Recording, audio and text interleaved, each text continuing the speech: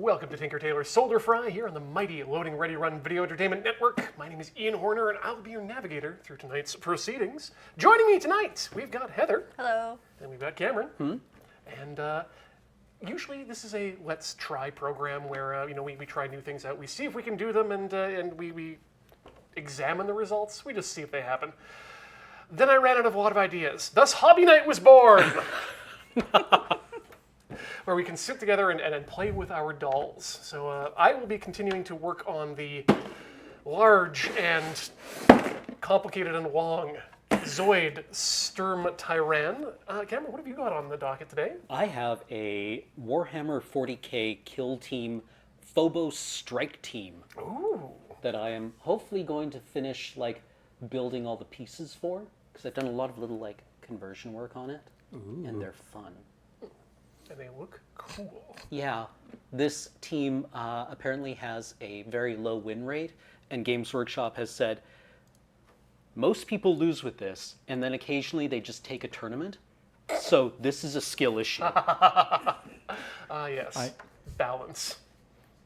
I like that they're all headless, like my Barbie dolls. Yeah. Is that part of your conversion, or they just don't have their heads yet? It's once you put the heads on, it's very difficult to paint them well. Oh, so you're going to paint the head separately? Yeah, you kind of have to. Part 2, if there's no head on it, that just means it's an empty suit. No one poking out the top. Mm-hmm. Sure, that's what it means. Heather, what have you got for us today here? I have a Frame Music Girls Sakura Miku model kit that I bought a year ago. And you're very fluent with the model progression, correct? What? Cool. Awesome. First time. This is going to be great. And of course, if you would like to play along at home, you're always welcome to. We would love if you would play the little game called go to patreon.com/loadingreadyrun. Enter in your credit card number or someone else's if you have their permission. And you too can feel good about doing something tonight. That's something being helping us do all the things we do here at Loading Ready Run. We super appreciate your support here at store.loadingreadyrun.com and of course over at twitch.loadingreadyrun.com. Nope. Twitch.com/loadingreadyrun. Twitch.tv. Does com not work? I don't think so. Yeah, no, it's twitch.tuvalu. They should get that. Anyway, go to that site and you can see it live when it happens. Ostensibly, they're already there now. Ideally, but I mean, they might be over at our panoply of channels over at youtube.com/loadingreadyrun and others, but we'll get to that at another time. So yeah, let's crack open these boxes. Now you're going to need some equipment for that, right? I mean, I guess so. Doesn't it come just, oh no, it's kind of, yeah, okay. Yeah. Actually, that's some As nifty looking As we were plastic. pointing out, if my guys have no heads and are therefore just empty suits, you have a disassembled child in a box. Just severed limbs and... Reassemble your child 1 month at a time. The fluffiest guinea pig, I have no idea what you're talking about. I don't recall ever going into a mail time and stealing something that was Hatsune Miku related and saying mine. This is definitely not that. I paid money for this. So, in order to get these parts off that runner, you can just yank them out. That's perfectly your. That's normal? That's okay? You can do that. That doesn't sound like I should do There that. are a lot of people who will tell you know. that you absolutely should not do it. What I would suggest using is a pair of nippers Okay. that you can use to clip things off the runners. Tiny knives, they're so Yeah. cute. You get 2 of them on. You could probably take someone's eye out. Oh, absolutely. Now, I apologize for my ignorance here, but is Sakura Miku related to Hatsune Miku? It's just a different outfit. Same person, it's different still outfit? Hatsune Miku. She's just got some cherry blossom I see. in her hair, and she's pink. Different flavor for. She's one of the ones I like the most. Sakura Miku is best Miku. No, Best Miku is the one that I've made in game with a duck face and the ram horns and the Rhythm Cafe T-shirt. Okay. But I can't get that model, and I don't think I'm ready for modding. Fair enough. That much, yeah. I always remember there used to be like a billion different like Batman action figures. There's like, you know, Winter Assault Batman and Sky Flying Batman and all those different things. Similar, Miku's got all sorts of different. Bespin Miku. Miku slave. Nope, wouldn't do that. Would it be recommended for me to cut out just the pieces I need, or to just cut? My suggestion is if you want to be like they are Ian, numbered. what I do is only cut them out when I'm about to use them, because once you've cut them out, you no longer know which part is Yeah, I connected feel to like which they might number. be harder to identify after a while. They are numbered, and the tray has a letter on it, so it feels very Lego-like. What I'd suggest, though, if I may, is when you do start your snipping, is that you're going to want to start by snipping far away from the part. So you can see that the plastic is thick and then it gets thin just as it gets to the part. Try and snip right around the edge of that. Right On the side through of near the thicker area. in the thick area. Okay. And then you go back and do a second cut to clean it up afterwards. Okay. And that's when you can actually get in there with your hobby knife. You want to get very, very clean, or you can use some emery boards if you want to sand it down. But that's step one.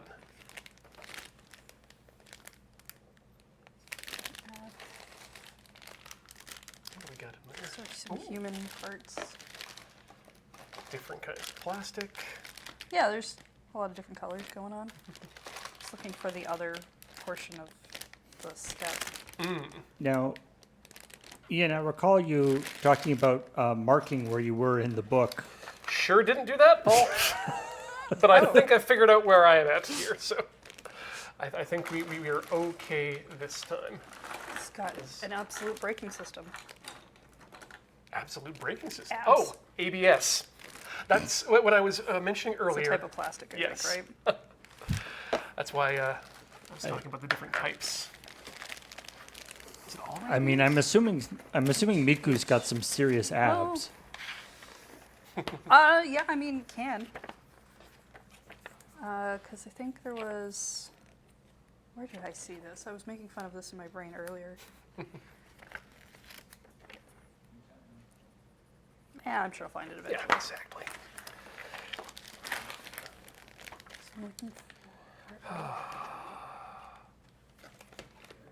This time, I absolutely will do the marking. Ah, there we go. Okay, so I think we got one of these. Or do we need two of them? We need two of these. That's why Yeah. that's why I fail. Are these feet you're working on? I think this is a shin that I'm looking at here, because these are the feet. Oh wow, right. That's a substantial foot. Yeah, we've got these little gas cylinders on here, I think. I'm sure it'll all make sense in a short amount of time. I just need to find Q and O of the runners, which I believe are going to be black. Oh, no, wait, those are going to be... Does anyone have scissors? Oddly enough, no. Oh. But what I do have is a little knife. Oh, and if you want something to cut on, please use that. Or the edge of the mat, or whatever.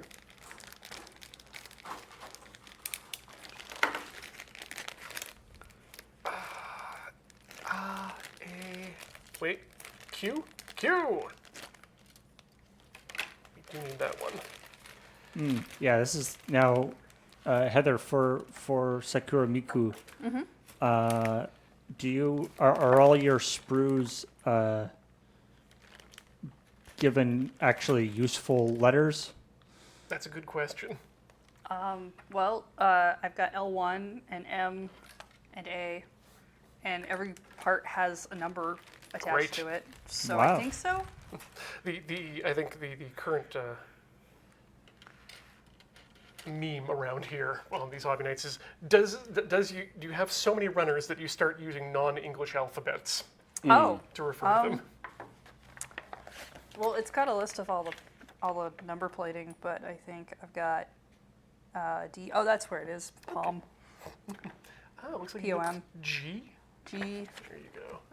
Oh, no. H times 2, M, Uh, X. L1, X, M, and that, but it's one part, so that seems less.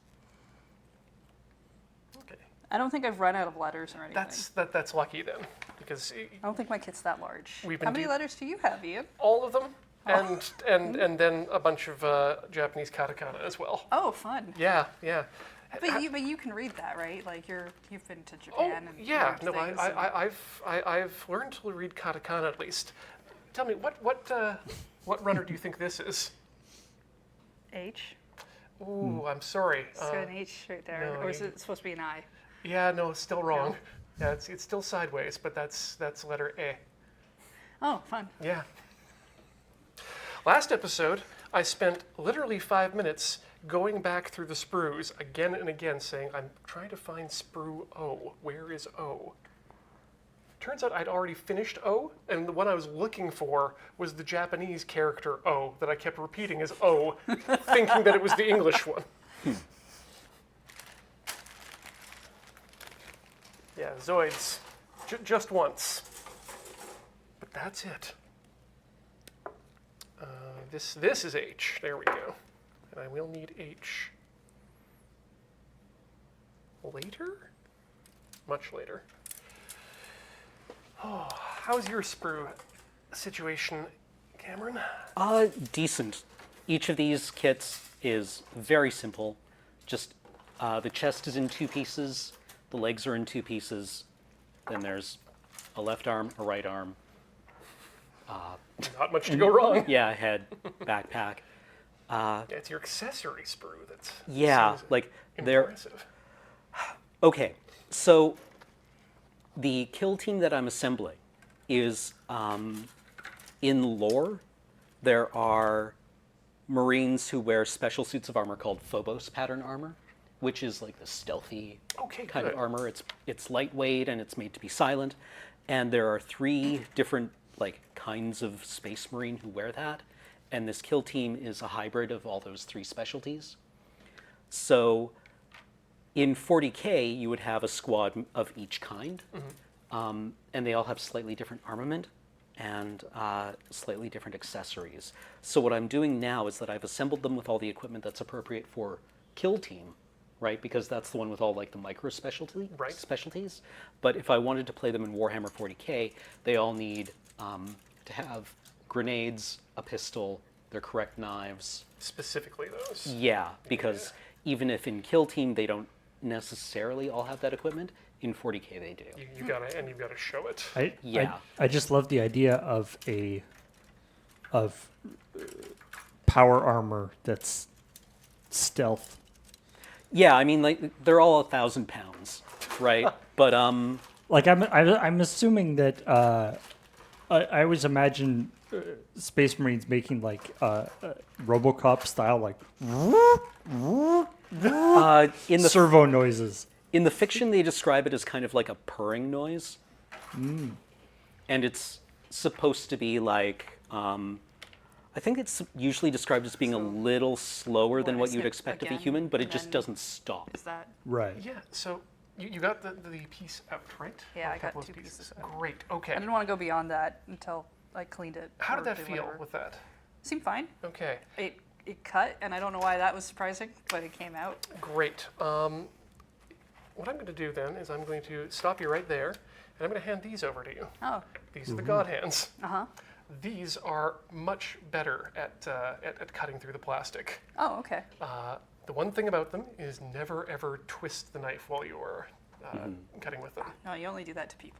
Yeah, Like, I know that. yeah. Otherwise, that blade can and will shatter right off. What's different about these, other than these, is that they're a guillotine cutter. So one side is flat and dull, and the other side is extremely sharp. And the idea is that rather than these 2 knives coming together and pinching and pushing the plastic apart, making sort of a raggedy edge, these ones will give an extremely clean cut, and so they're best used for finishing up Oh, things. okay. I see. Different knives for different Yep. tasks. So what I would suggest is set it up such that your Yep, like that. Flat edge, yeah. Yep, and the flat edge is on the bottom. Kind of bring that up to the edge of where you want to cut and kind of rest it there. And then just bring the top blade Oh, down. okay, yeah, I see what you're saying. And that should feel extremely clean. Oh yeah, that's There you really go. good. And then you can run your finger over it, see if you've got enough of the plastic off to your satisfaction. If so, I think it's pretty clean. then you're done. Nice. Yep. You could file it, you could scrape it, you could hobby knife it, but if it is to your satisfaction, then that's all you need to do. All right. Now, is that one of her little hair leaves? Yeah. This is where the cherry stems are going to be. Nice. This is the, ah, this is the tiny cherry that's going to go on there that you can't see at all. There's a red dot. That's why I Yeah. also I cut the other one because it's numbered differently and I didn't want to get them confused. Ooh, we'll have to probably come up with a storage method for your excess pieces. So you don't end up losing them. Right, and I'm going to choose to use the hobby knife this time to clean up my pieces. Because I only got the one god hand, but nothing like a good plastic cutting experience for your first time. Q and O. Have I found O yet? I still have yet to find Sprue O. Which O are you talking about this time? Real O. Real O? Yeah. Round O. Round O? Just like the cartoon.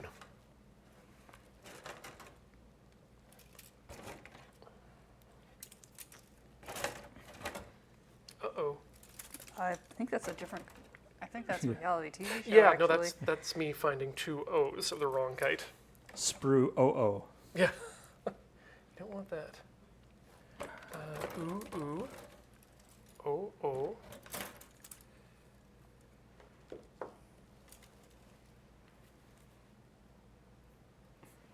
Do we know anyone going to Japan anytime soon so we can all send our god hands away to be sharpened. rehoned? Not off the top of my head. I felt like I knew someone, but I can't remember if that's like in the past or, just fantasy talk.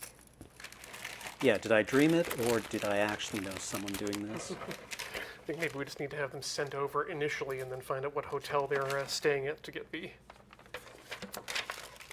I mean, I volunteer. Honestly, I will take that one for the team. I'll go to Japan. I'll ride the train. And stay in a hotel for a couple of days. Get all our god hands sharpened. I think I've been trying to convince Paul that we should send the Chill Point team at the very least, and possibly others, just so that we can do gaming news from Japan, because that seems like a good idea. I mean, you got to be in the right time zone, right?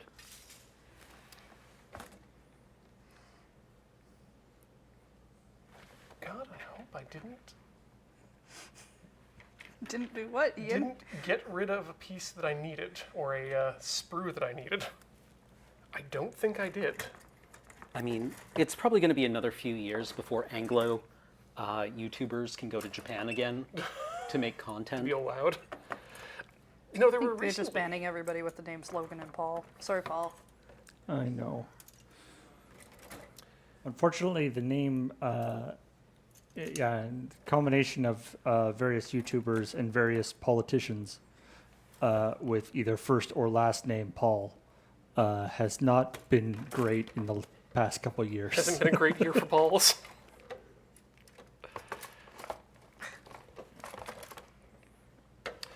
All right. How appalling. There, the cherry. Hey, Nice.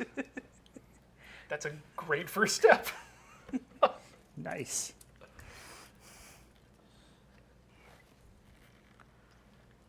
There was a group of 3 YouTubers that I don't watch any of their stuff normally, but they recently made a trip to Tokyo, specifically to hang around in Akihabara and check out a bunch of the used shops. Cool. And things have changed since I was last there. I mean, I would love to go to Japan. I love sushi. Right? Yeah. There's just the stigma.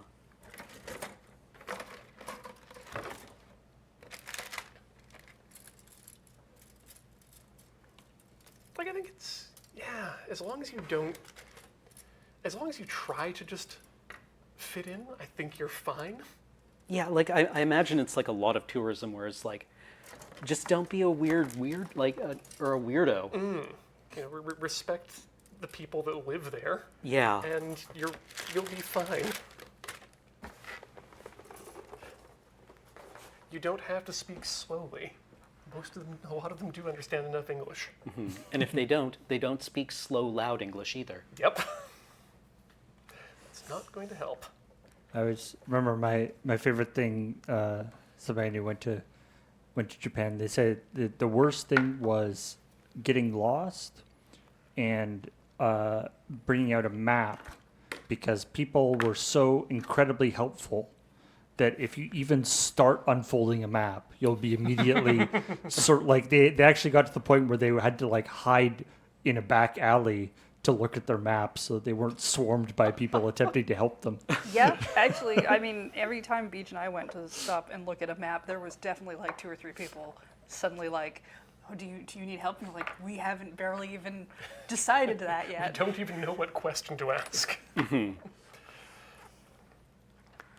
And then that's, you know, there were also like a number of adults who would have their very school-age children come up to us to practice their English. And we didn't know what was going on the first couple of times. It was very, very confusing. Weirdly, that never happened to me despite being a teacher of English. It might be that I was known, because I did get recognized in grocery stores a couple times by students who were there with their parents. Which is always a dangerous thing, too, if you're buying a 24-pack of Sapporo Ichiban. Sorry, not Sapporo Ichiban, Sapporo Lager. I mean, why not both? Well, because I can cook, Cameron. I've made good use of that single burner.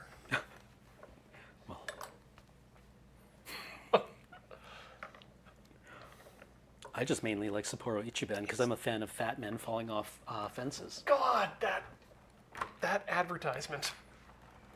Rent free forever. Do kids even know these days? I don't think they know what ads are anymore. Oh, they do. I mean, not in that way.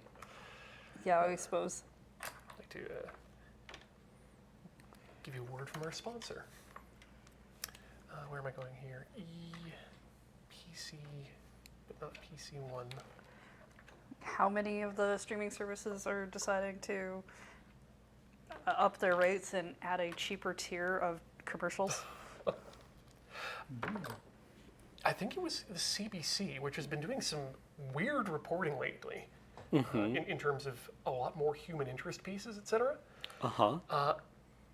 Did a profile on a guy from Vancouver who has been collecting and archiving old VHS tapes of television from the local times, specifically to archive news broadcasts and advertisements and that sort of thing. Just like straight recordings of the entire day, sort of thing. And then they'll also do some edits down, just the commercials from, say, YTV on this year or something like that.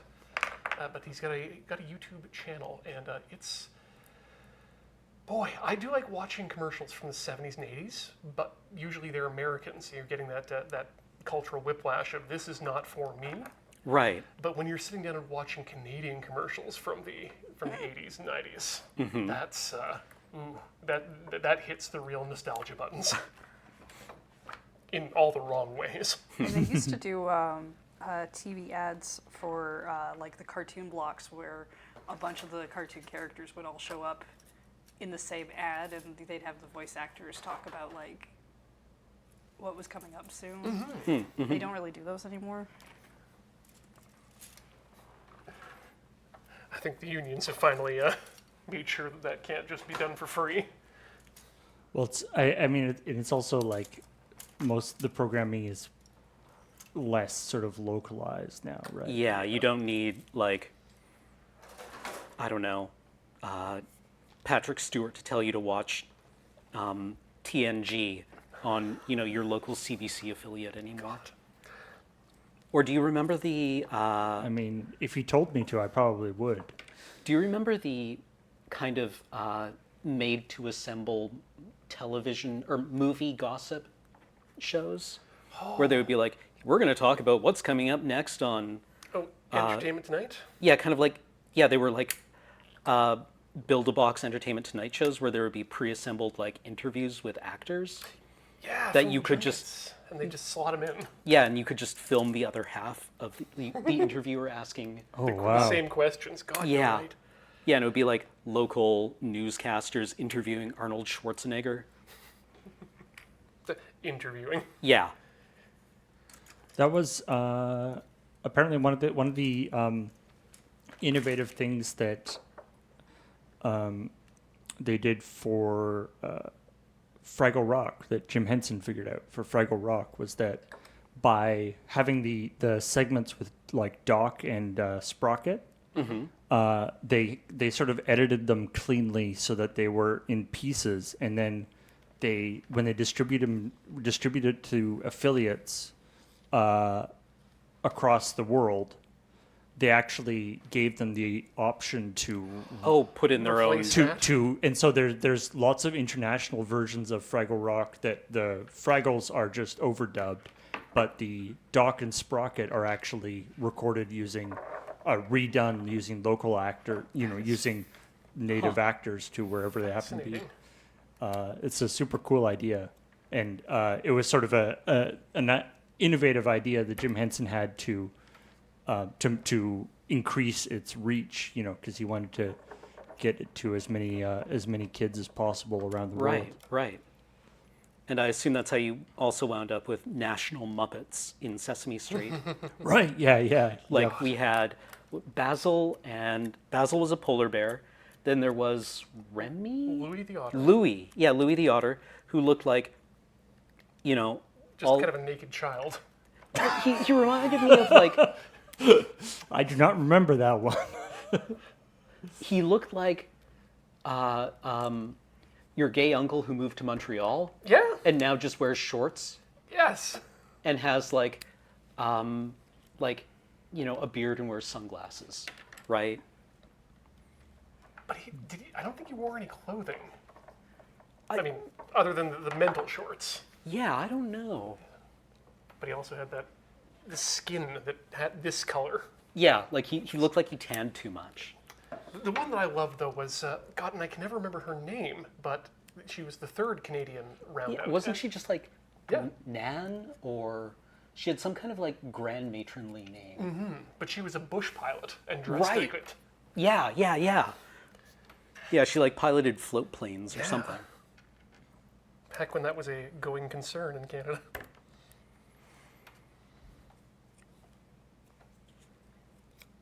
I should have gotten my pilot's license when I was younger. I should have just gone to no, I should have gone to law school. Yeah, really. Actually, a friend of mine said that, I always tell this story now, but it made an impression on me. If you go to law school, you will never spend another moment in your career dealing with anyone who has decided to be sensible or reasonable. Really? I mean, think about it, right? Like, you're a lawyer. You spend all of your entire career is around people who are not being reasonable. Yep. Your job is just to be right. Yeah. Yeah. And your job isn't just to be right. You are only rewarded when you're right. Sorry, right is probably the wrong word. Correct is the word there. Yeah. Deemed Lawyers correct. lawyers very seldom see people on like Their good days. On their good days, yeah. Yeah. How does this go in the hole? I feel like that's a weirdly specific question. Well, one of the tabs is wider than the other, and so I need to make sure I'm getting it in there specifically correct. There we go. Short tab at the top, I guess.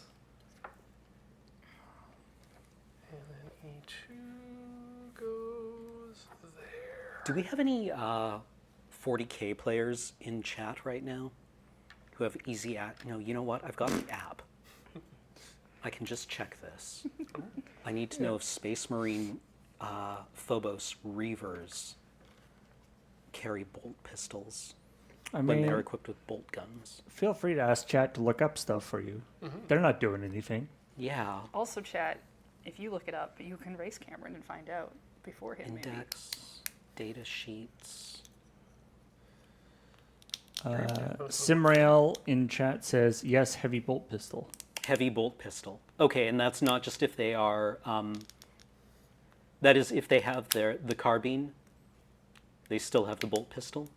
I just want to know if I have to give this guy a holster. Heavy bolt pistol. Okay, thanks, Sim. Now, so I mean, Cameron, you were saying that your sprue is relatively straightforward in terms of parts, I mean, but your so what is the thought process behind the customization that you're doing on these guys? well, there are two kind of games that these can be used in, right? There's normal Warhammer 40K, which is a grand tactical, not grand tactical, that's more like epic 40K. A tactical scale war game, right? Where you will have squads of dudes and an army might be anywhere from 30 to 100 figures on one side. And so there's a lot of abstraction involved in that, right? Like most of your guys will just be like normal people carrying a gun. Yeah. And then you'll have like somebody with a heavy weapon or an officer or a tank. The game I'm building these for is called Kill Team. And a Kill Team game is usually 5 to 10 models per side. And every one of those will also typically have a specialty.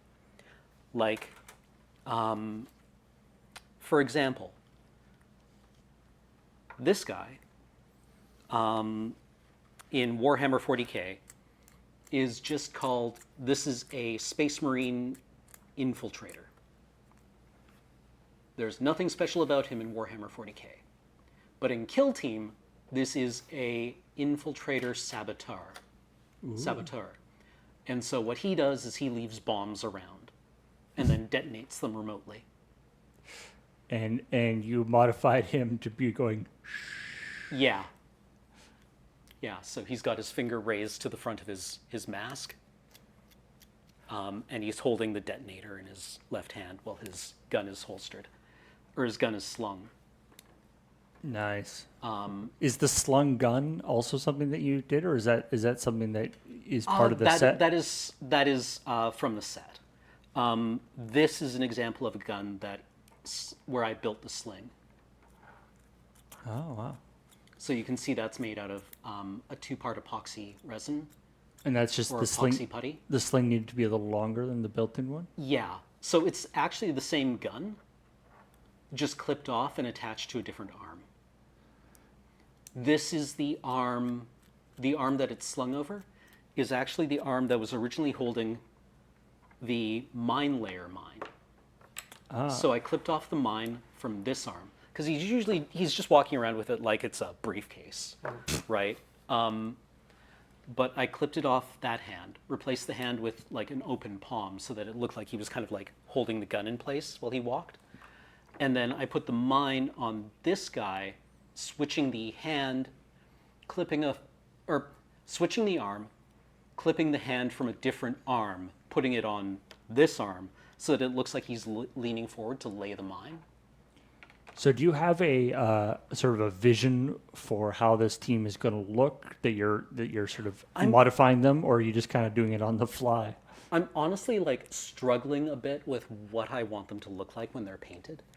There are 1,000 Space Marine chapters in the Imperium of Man, and I'm just trying to decide which ones I want to paint these as, or if I want to make up my own.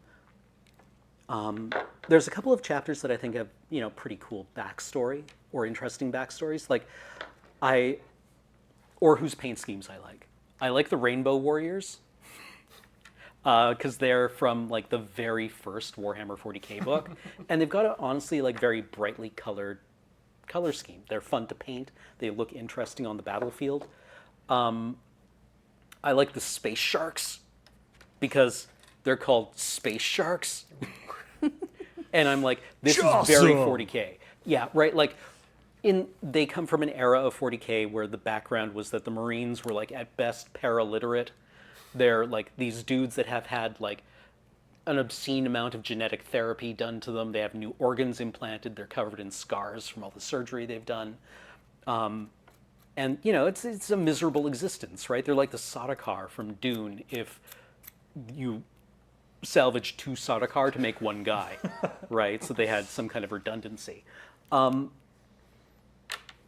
the space sharks are just kind of like that, the epitome of that era of Warhammer 40K, which was just like violent and brutal and not terribly cerebral. They lean more towards like, you know, sort of warrior monk philosophers now, don't they? Well, that's kind of like, those are the Ultramarines, right? Which are, there are originally 20 legions of Space Marines. The Ultramarines were like the very orthodox ones. They had like a lot of doctrine that they wrote down, and because of that, when the Imperium kind of like ran into crisis 10,000 years ago, the Ultramarines were the ones that wound up surviving a lot. And because of that, they're the ones that have propagated the most, right? So when you wanna call up, you know, if you've got a piece of Warhammer 40K art, you've got like a box art or a book to do, and you're like, hey, we need to get some Space Marines. Can we just call the Space Marine thing? You're probably going to get some of the blue guys. Yeah, like the Ultramarines, you know, if you find a Space Marine in 40K, there's like something like a 60 or 70% chance that they are drawn from Ultramarine gene stock and use Ultramarine doctrine.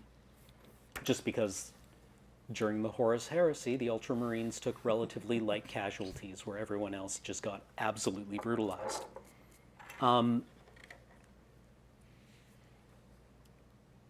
And yeah. I like the way that, at least with these guys, you know, you've got this thing where they're all sort of not primary shooters. Like they're all they've all got their various accessories, or they're using their sort of secondary weapons. Yeah. So this guy is like, where's his head? Here's his head. This is a communications guy. Oh, he's got the antennas and stuff. Yeah, and his backpack has a bunch of additional antennas on it too. Ooh. Right.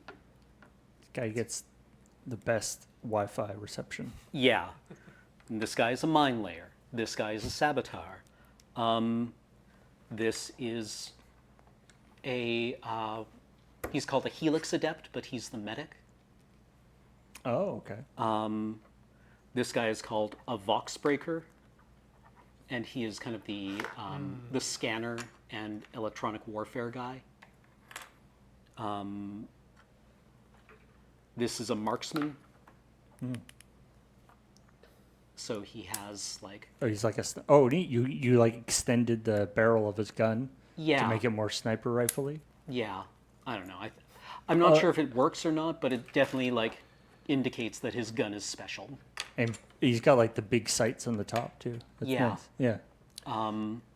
You've absolutely done a good job of differentiating these from each other in a very glanceable way. Yeah.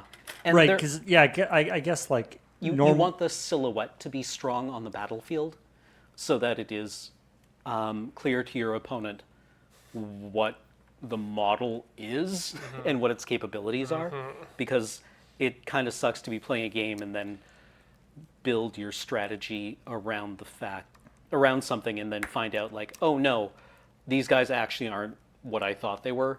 Yeah, they have totally different capabilities, and your opponent's like, oh yeah, no, I'm just substituting these for these guys. These are actually like, these aren't scouts, they're Terminators. Yeah. I'm like, oh, okay, well that would have been good to know an hour ago. I guess I just lose. I mean, that is an interesting, something I always thought was interesting about 40K is that, you know, in a tournament type setting, as much as possible, they they want you to be sort of WYSIWYG in terms of your Yes. guys. It's like if your guys have heavy bolters, you better show heavy bolters on your guys. Yeah, and I mean, with Kill Team, there's a little bit. I feel like there's a little bit more leeway with that because there's only like 5 guys that you have to actually be like paying You don't have to attention keep to. track of as much Mm-hmm. as an opponent. yeah, although like it can become a game of kind of like 3-card Monty, right? Where if you're playing against somebody whose kill team you've never fought before, you might, I think, be forgiven for not being able to keep everything in your head. Oh, and this is a guy that I'm very proud of. Ooh. This is a reverse sergeant. So that's his arm didn't connect at the right angle. So you Yeah, had to so I build had to it up. build out his arm a little bit. Oh, is he like he's doing the he's like Samurai. yeah, he's about to like tap tap tap tap tap tap tap tap. You just draw. Yep. He's about to just have like a slash in front of him, but you can't see the actual weapon. Yeah, exactly. Like the dude, he's some dude is about to do the cut and slide. Nice, yeah. Also, I have 2 rules for films. If the film has a man on fire, instant 5 stars. If a man is running around on fire, or if there's a cut slide, Oh yeah. also an yeah. immediate 5 star. Now, do you mean when you say cut slide? Do you mean of the camera POV or of the just the person's body part? Where a dude is intact and then just goes, right, like the top half comes off. My favorite example of that was that, but from the first person perspective of the guy getting done, and it's just the frame of the video sliding off the screen from the top down. Amazing. It's best when the guy looks like a little surprised. When he just like takes a sec to be like, oh. Yeah. Like the movie Ghost Ship. At the beginning of the movie, like 200 people get cut slide because a cable goes. And you're just like, yes, best film ever. Or the last third of Three Body. An Yeah. entire ship just gets cut slide. Yep. I'm assuming some Mythbusters or somebody has like I don't care. I don't care. but it's Shall not care. But it's one of those interesting like sort of trope things that it's like, where did this start originally? Like it's not a thing. It's like I guess Yeah. from anime, and then Yeah, I think it's probably like a Kurosawa thing, where I forget which Kurosawa film it is, but it's or it's a samurai film thing. And then I think anime just ran with it until you got like where you'd have the duel where one dude like gets Yeah. cut and then falls over in the background. I mean, it's the trope that you can cut so cleanly and your sword is so sharp that you can put a radish back together after slicing it, and it will just heal. They sinter back together like in hard vacuum. Yeah, or like an EDM cut piece of metal. At the sushi place in my hometown, a friend was sitting at the bar once, and the chef was like, "Hey, check it out." He had just finished sharpening his knife. He took his knife and dropped an orange on it, and just Split. yeah. nice. I didn't watch much samurai drama when I was living there, but I distinctly remember one scene where it was a competition between 2 sword makers, and the master does the whole thing. He looks at the sword, he'll do the swipe, he'll check, Right. and just by looking at it, does the judgment. And apparently, it was a middle-aged swordsmith and a young swordsmith, Okay. and the young swordsmith's sword is mentioned as inadequate, and of Okay. course he's having none of this. So he runs up to the basically to the altar, grabs the 2 swords from the master who's evaluating them, and goes out into a stream in the backyard and jams both swords into the stream Yeah. and throws a chrysanthemum upstream to watch if and it comes down. Chrysanthemum passes against the older man's sword, cuts directly in half. Right. Fine. Other chrysanthemum comes down, stops on the younger man's sword. Shame. Shame, except then the Shogun walks over and just touches the top handle of the sword, and the chrysanthemum splits. Man, bro Shogun. Yeah. Definitely not Nobunaga. Yeah.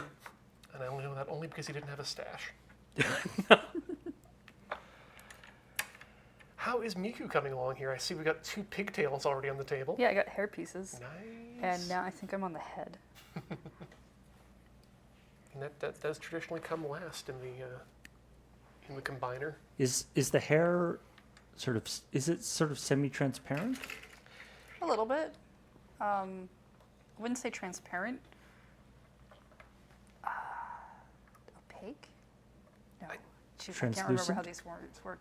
A little translucent, maybe? A little pearlescent, I think, is the Yeah, word I would there we use. go. Because it's a very creamy color to that plastic. For some reason, I'm imagining just like a cherry, sort of falling off a tree and kind of floating down, and then the moment it hits the ground, just poof into. Yeah, just 999 floats in front of it. I mean, if they were going to do a number, it'd be 39. 39? Yeah, 39's a big number within the Miku. I did not know that. Wait, no, now I know why. Yeah, It's Japanese puns all the way down. it's less San. 39, it's Sanku. Yeah. Thank you. Okay, actually, here's a question for people. I don't know where his head should be looking, right? If he wants to be looking directly over his left shoulder, or if he wants to be a bit more centered. Like, how does in genre, where does the slash go? Where's his opponent? Where's his stance? Right? Like, he is facing an enemy, but is it like... How is he grabbing the sword? Yeah, Head. yeah. I feel like he'll be over his left shoulder. Okay, and he's got... Yeah, I'd say actually more centered in that sense. And the only reason I would say that is due to the way that the sword would come out.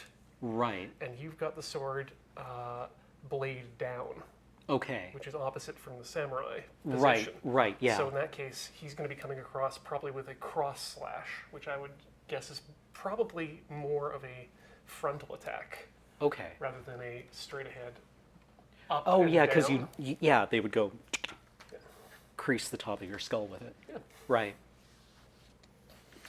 I mean, with this being Warhammer, presumably it's some sort of,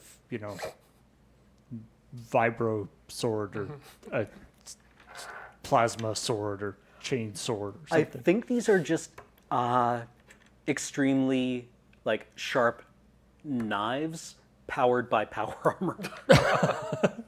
Yeah, I guess you don't have to have a chain sword if the arm pushing it is. Yeah, is backed up by a fusion reactor. Yeah. At a certain point, the blunt force is just going to be driving whatever you have in your hand through another thing. Yeah. With like a monomolecular blade or whatever. This is actually, I think, one of those scenarios where the rule of cool comes into play. Okay. Because it's, you could say that it's more accurate to be a front slash, but if it looks cooler going over top of the shoulder, I think that's a better way to go. Okay.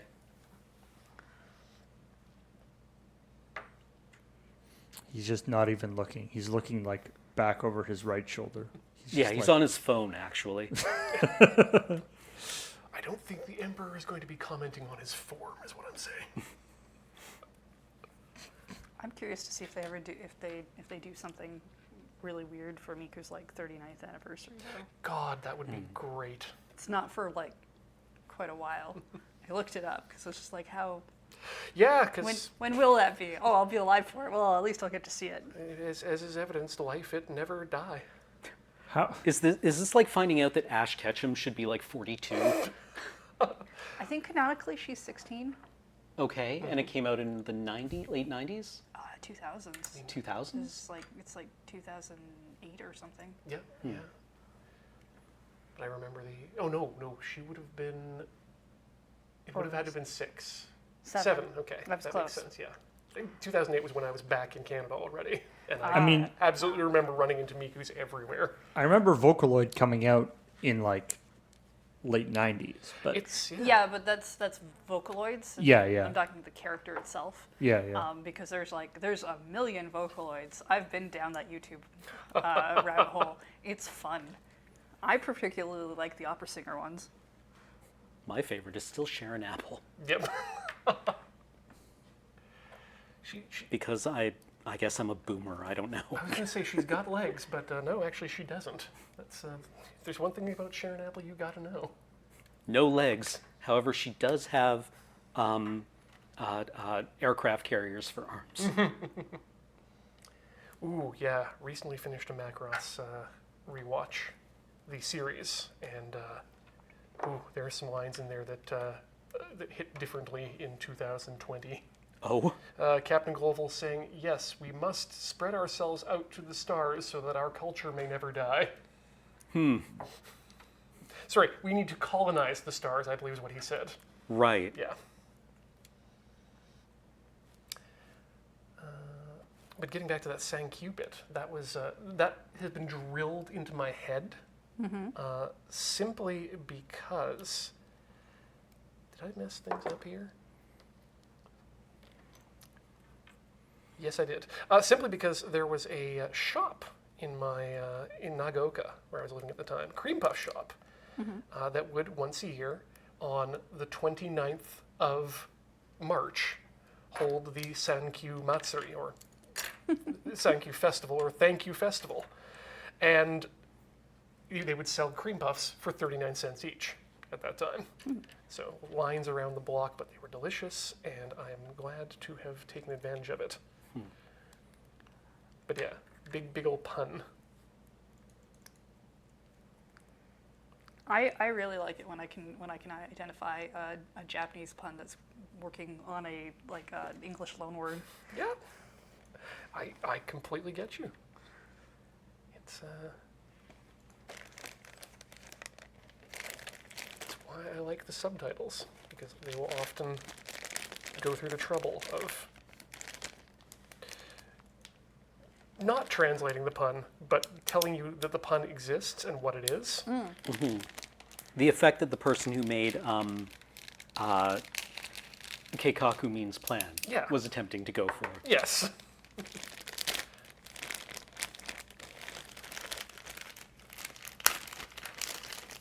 Except rather than just leaving a Japanese word in, they're giving you some information.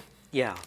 Like, sorry, this doesn't translate well, or like I would have to engineer an entirely new joke.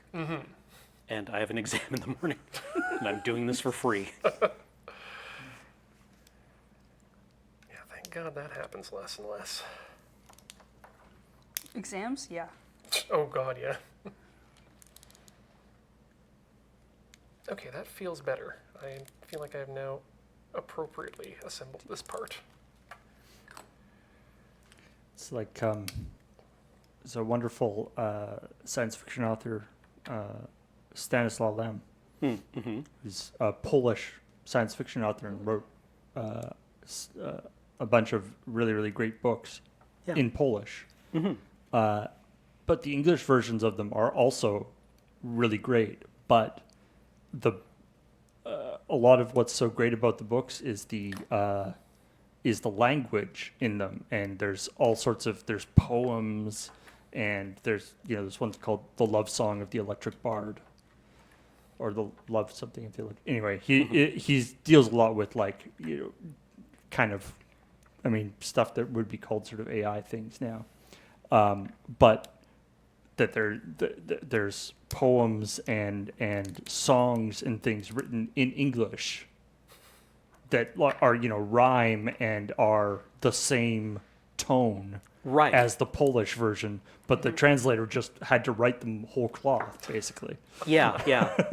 Well, like It's a real tour de force, sort of almost more of, I guess, an interpretation than a direct translation. But yes. Well, I mean, like I don't know whether there was a collaboration between the translator and Stanislaw Lem, but I mean, one thinks of Borges and Nabokov, right? writing in English or translating into English and still managing to preserve all of the love of language in their works. And Philip K. Dick famously thought that Stanislaw Lem was actually a collection of Of Polish people Soviet authors just writing under a writing under pseudonym. one name because he produced so much work so quickly and at such high quality. And I mean, Philip K. Dick was kind of a weird guy. So I mean, my only problem with Stanislaw Lem is the way they used to do his covers, because often in science fiction, especially in the late 80s, early 90s, you would have a small picture and the author's name in the largest type possible. And because you're a man with a last name of 3 letters, it's just Lem, taking up literally a third of the of any book cover. Right. the additions that I mean, Dick. For Shay, Philip. horse lover fat. the editions that I saw of his books had quite cool sort of Art Deco.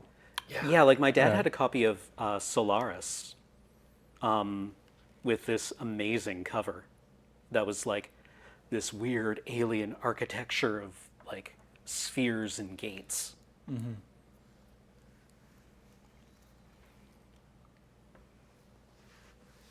Yes, nothing beats 70s sci-fi covers. Especially that one set from the Foundation series. Oh.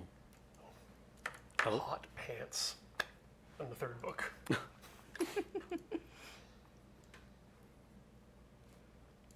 I think I've done this correctly.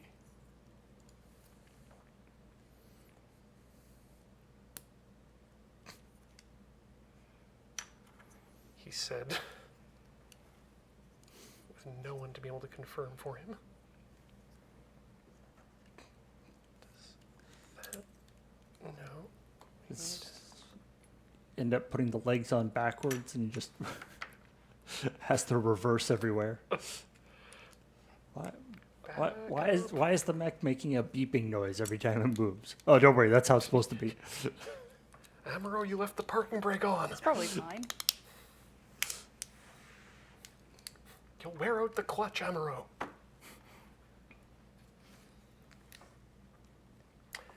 Okay. Let's see if we can get this bit together.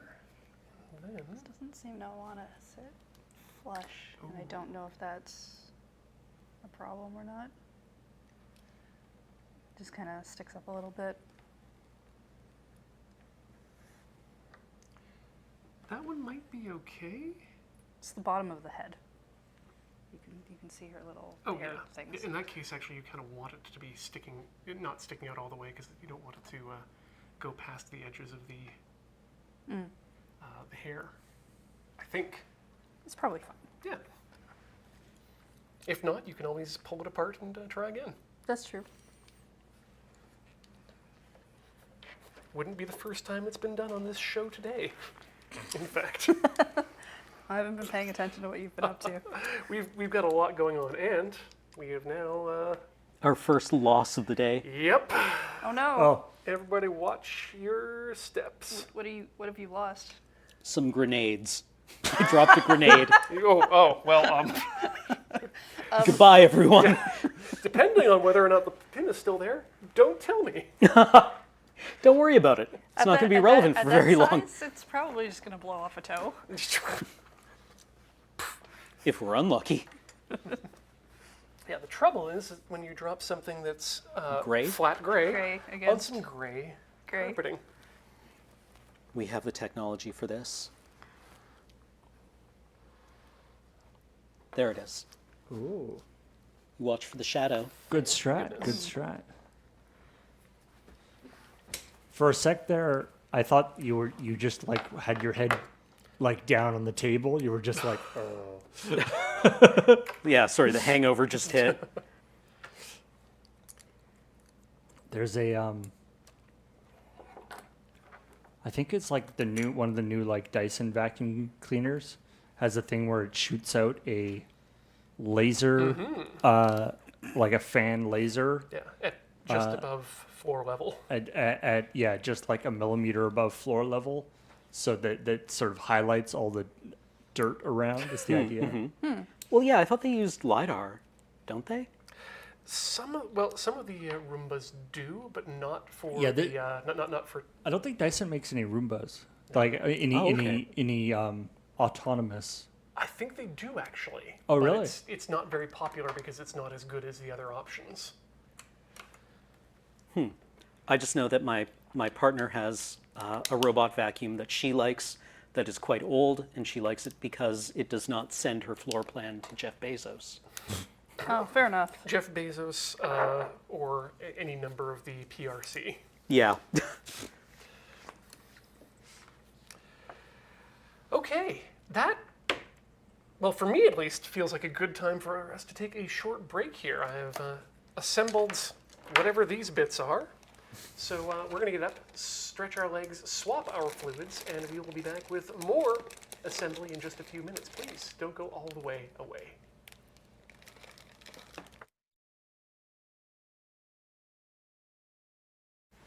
Pick up that hand grenade because we're back with more Tinker, Tailor, Solder, Fry, where we are experiencing Hobby Night together through the forms of a Sakura Miku, a Zoid, and a Phobos Kill Team. Yeah. So I'm just still struggling with what chapter I want these guys to be. Because, like, Raven Guard were who I used to play when I played Space Marines, like, 20 years ago. And I think they're kind of cool. But they're a little, like, I don't know, they're a little generic, I guess, or a little common. Rainbow Warriors are interesting because they look like they're fun to paint. Space Sharks could be cool because they're space sharks. What's the color scheme on a space shark? It's kind of like a dove gray. Okay. You know, I like they that, look. yeah. It's like a two-tone gray. The other ones that I had thoughts around were flesh terrors, which are also kind of like in the model of space sharks. They're just like, you know, we're the good guys. Are you sure? No, you're not. And Lamenters, who are an offshoot of a chapter that had like a very bad genetic, like effectively curse, and they were able to excise it and had it replaced with bad luck, like metaphysically bad luck. Okay. Fascinating. Like they were able to get. The Lamenters are a successor chapter of the Blood Angels, and the Blood Angels had like vampiric traits, and the Lamenters were able to get rid of that.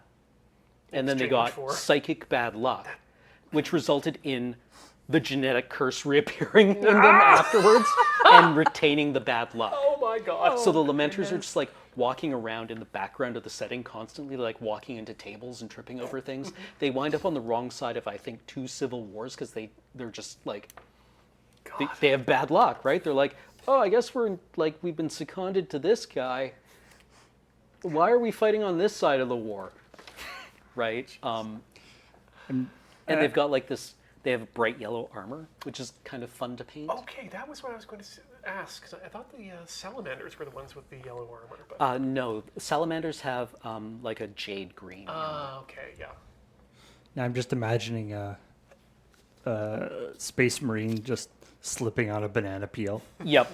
There's like 6 of them left. I mean, you're familiar with Domino, right?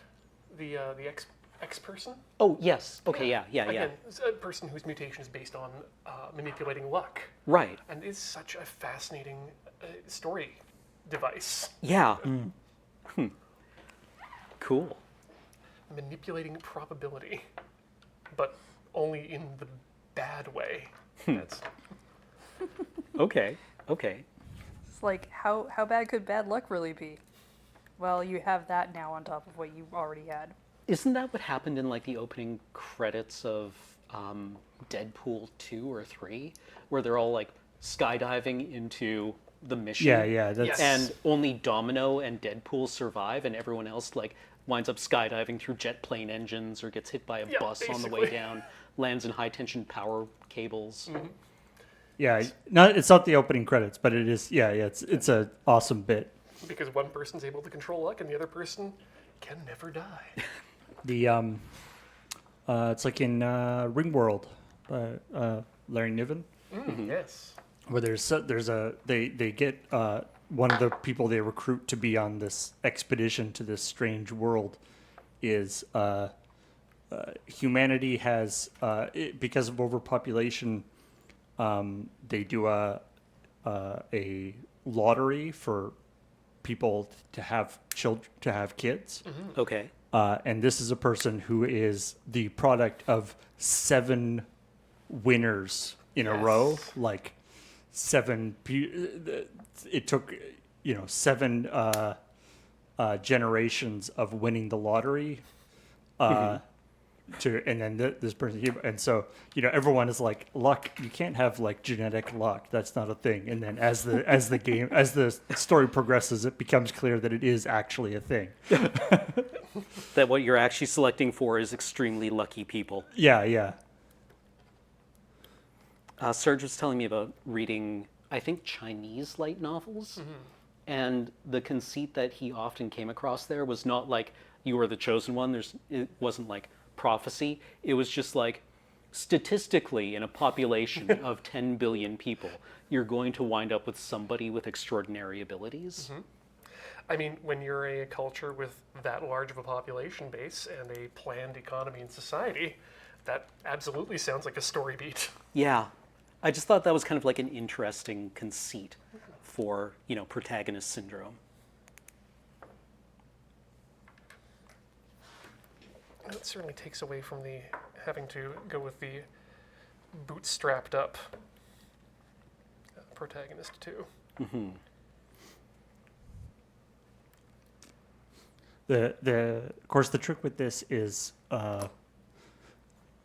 they start wondering partway through this expedition, which doesn't go very well, if the fact that they were able to get her to come with them on the expedition is actually disqualify, like that the other candidates that they weren't able to contact, is that because they were too lucky to be brought on this trip? Right. Like, or is it because she's so lucky that she gets brought on the trip, so they couldn't contact, and so none of the other people got back to them? It's tricky. Luck is tricky that way. You don't know actually Right. how it's working. Yeah. what was I going to say? It was Knights of the Dinner Table, which was like an early 2000s, late 90s D&D kind of comic. Yeah, sounds like one. And at one point, Gary Gygax dies in a plane crash, so they all make pilgrimage to rub their dice on his casket for luck. And as a result, they just have appalling luck, right? Like they're just like critical failing over and over again. And somebody thinks like, wait, he died in a plane crash. How lucky could he have been? Right? Yeah. I think we just cursed ourselves. Roll your way out of this one, Gygax.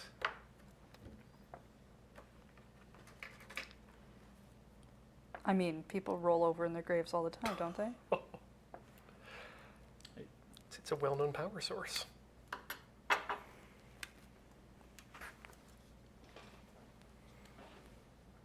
Is Knights of the Dinner Table still... That's like finding out that Sluggy Freelance is still around. I mean, I think Sluggy Freelance is a World Heritage Site at this point. It just can't be canceled. There's just a little plaque on the website. A part of our heritage. Pling.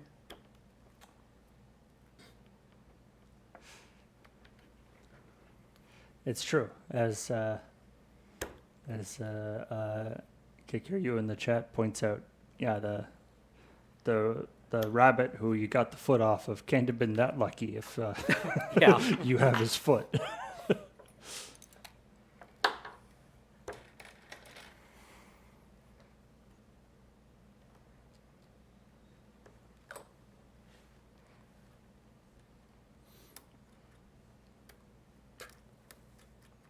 thing this is all happening on the back side of the part where no one will see it.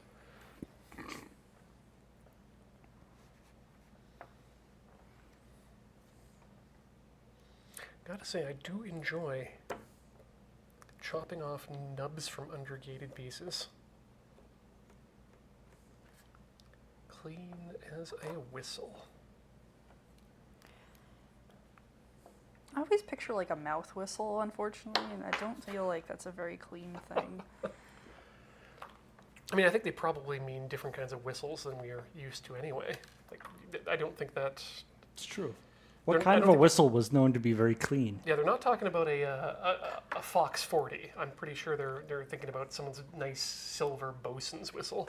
I was thinking it was just that the sound of a whistle is yeah. very like Oh. sharp. Yeah, okay, I could get more sense out of that. I think you're correct, but I'm still sticking by my bosun's whistle. I've never met a bosun, but from what I know of sailors, They hang Nothing. out in bars. nothing that touches their mouth comes away clean. I do like going back and trying to sort out where what idioms came from, and like, wait, that doesn't make any sense. Was that a problem at some, or was that a thing that happened a lot at some point? Why were people so concerned about the cleanliness of whistles? I don't think I had a book as a kid that was basically a dictionary for idioms. It Oh, was wow. really neat. It had a bunch of like explanations for where they thought things came from. Oh, that's super But I I don't cool. know would if love to read I that. don't know if I have it anymore or not. And there's often like extremely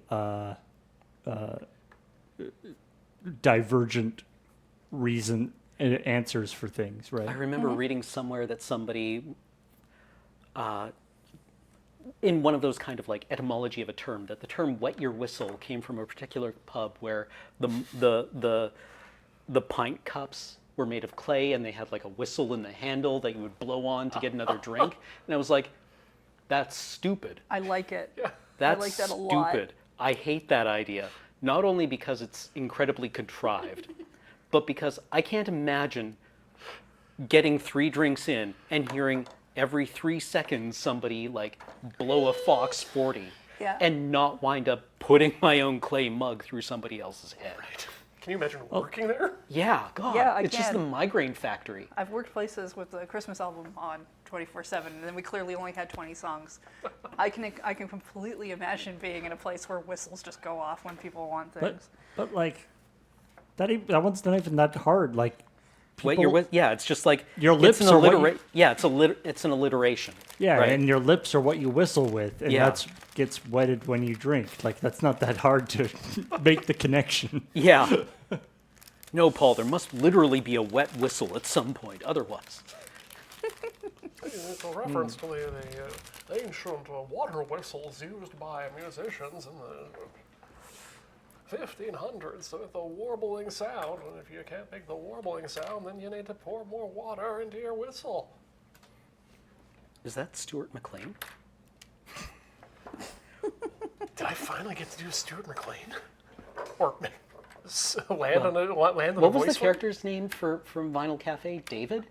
Well, there's David. The one I David always and Morley? Yeah, I always remember Maury because I'm always mixing up Vinyl Cafe with Flowers for Algernon. Oh, okay. I just remember like one time dialing it in and being like, well, David went to Morley's new gallery opening one day and he sat there staring at a piece on the wall that he couldn't make heads or tails of. And then somebody asked if he was waiting in line for the bathroom because he was looking at the sign. gender neutral sign on the wall. Yeah. I feel like your Stuart McLean is veering into Jimmy Stewart.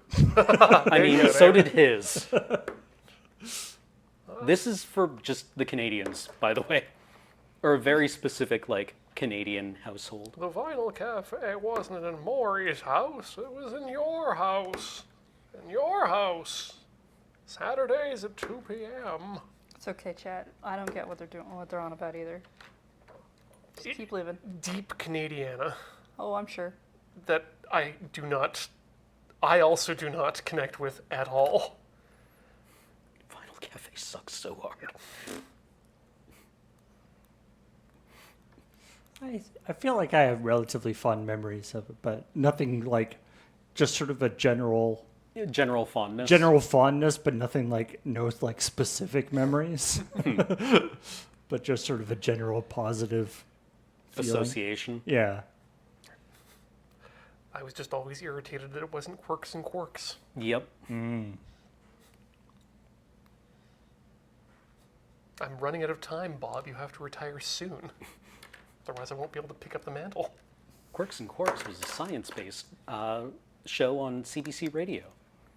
Yeah, these were various CBC shows. CBC is like PBS, but funded nationally.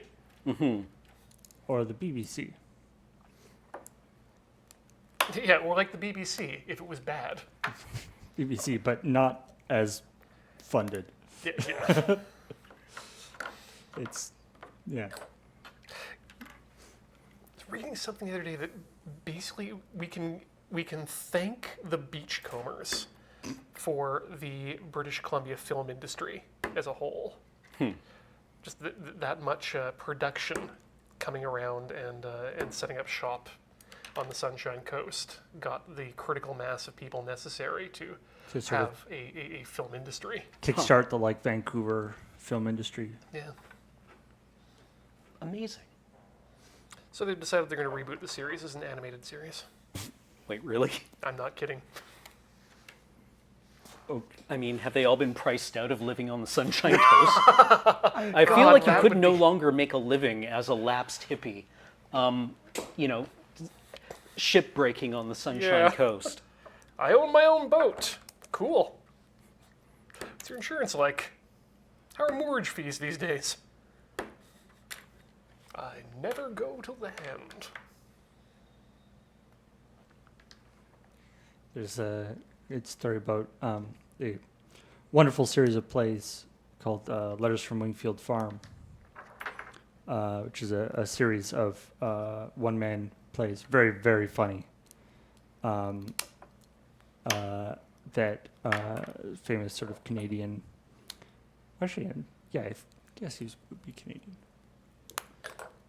I don't think I have to care about it not being flush, given that you can't see any of it. Yep, that'll happen. But the idea was that, but the story went that the show was so popular that he basically it preserved Canadian independent theater, because as he was touring across Canada, he was going to all these like little teeny weeny, all these little towns and little theaters, and his show put them into the black for the year. Wow. So that was able to keep these little theaters running. Amazing. That's kind of lovely. Aha! I found the Y runners. Oh. They're a slightly different shade of red, which I'm pretty sure is not a molding issue. Are those indeed Ys, or are they something else? So look, I don't think they've invented any other alphabets in Japan yet. Turns out they're logic symbols. I mean, This is the Zor frame. they might not be too bright. I assume that's some kind of terrible pun. Because they're wise. Oh, yeah. Right. Y3 is what I'm cutting out right now. Why not 3?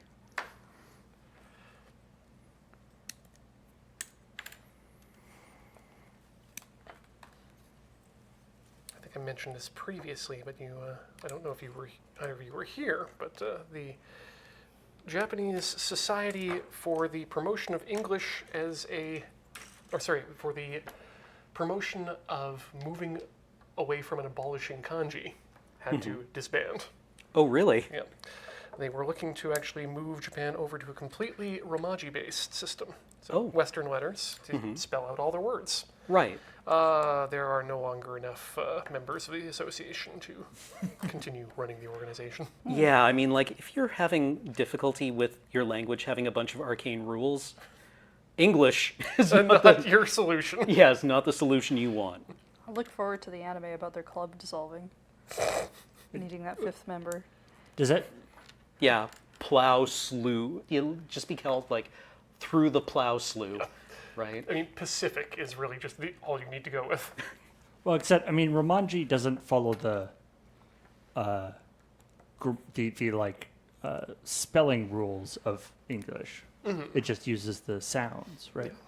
It's just using the letters, and then, yeah, as you say, you've got to have a convention on the pronunciation and how the words get transferred over. For example, there's a museum that opened up just recently in outside of Hiroshima. That's, I believe, in the Shioban, I think is the name of it, area. But usually that name is transliterated into Romaji with SH for the sh sound. But they've decided to, for stylistic reasons, to just use SIO and to remove the H.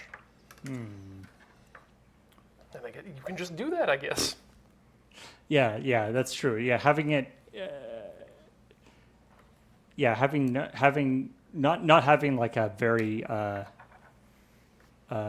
clear trend. You know, it often happens with similar when you're translating from like Arabic or other languages as well. You end up with the sort of different spellings of the same word. Well, like, yeah, like, there are a bunch of interesting rules and distinctions in English, like the fact that use and utilize are actually, like, case-specific words, right? Utilize means to improvise something, right? You would drive a screw with a screwdriver, but if you don't have a screwdriver, you can utilize a dime. But utilize sounds much more impressive, so it gets used a lot in, like, News yeah. coverage, which is the problem. You mean bombastic? Yeah, pretentious. Fancier. Authoritative. It's like the Kids in the Hall sketch where the guy can't stop saying ascertain. Oh, yeah. It's like,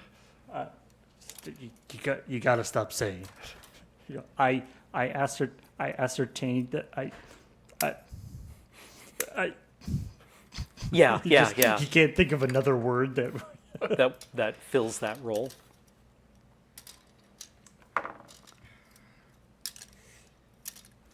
What's my current bugaboo there? Oh, it's a hill that I don't need to die on, but the misuse of fewer and less online these days is just starting to drive me up the wall.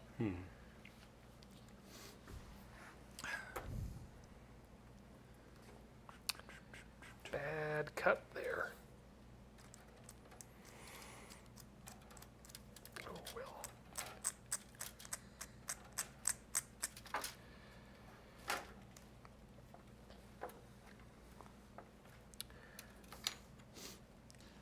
I guess like fewer and less is one of those like.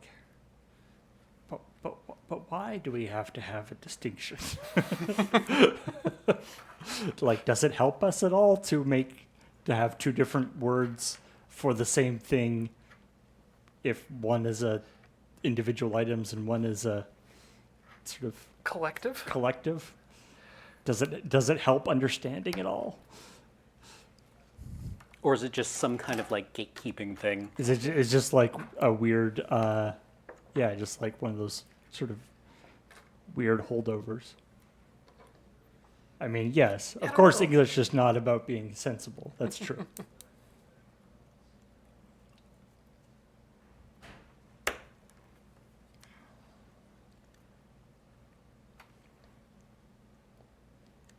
Yeah, I don't think in my own head it's a gatekeepy thing, because if I wanted to gatekeep people on English, there's a lot more I could get mad about online.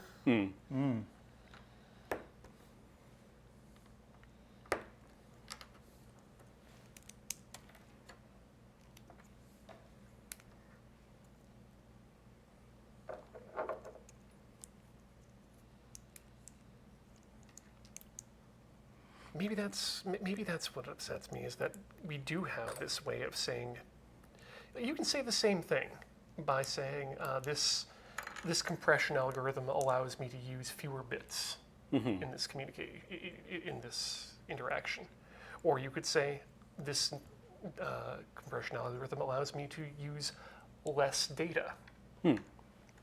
It's two ways of saying the same thing, but just slightly different.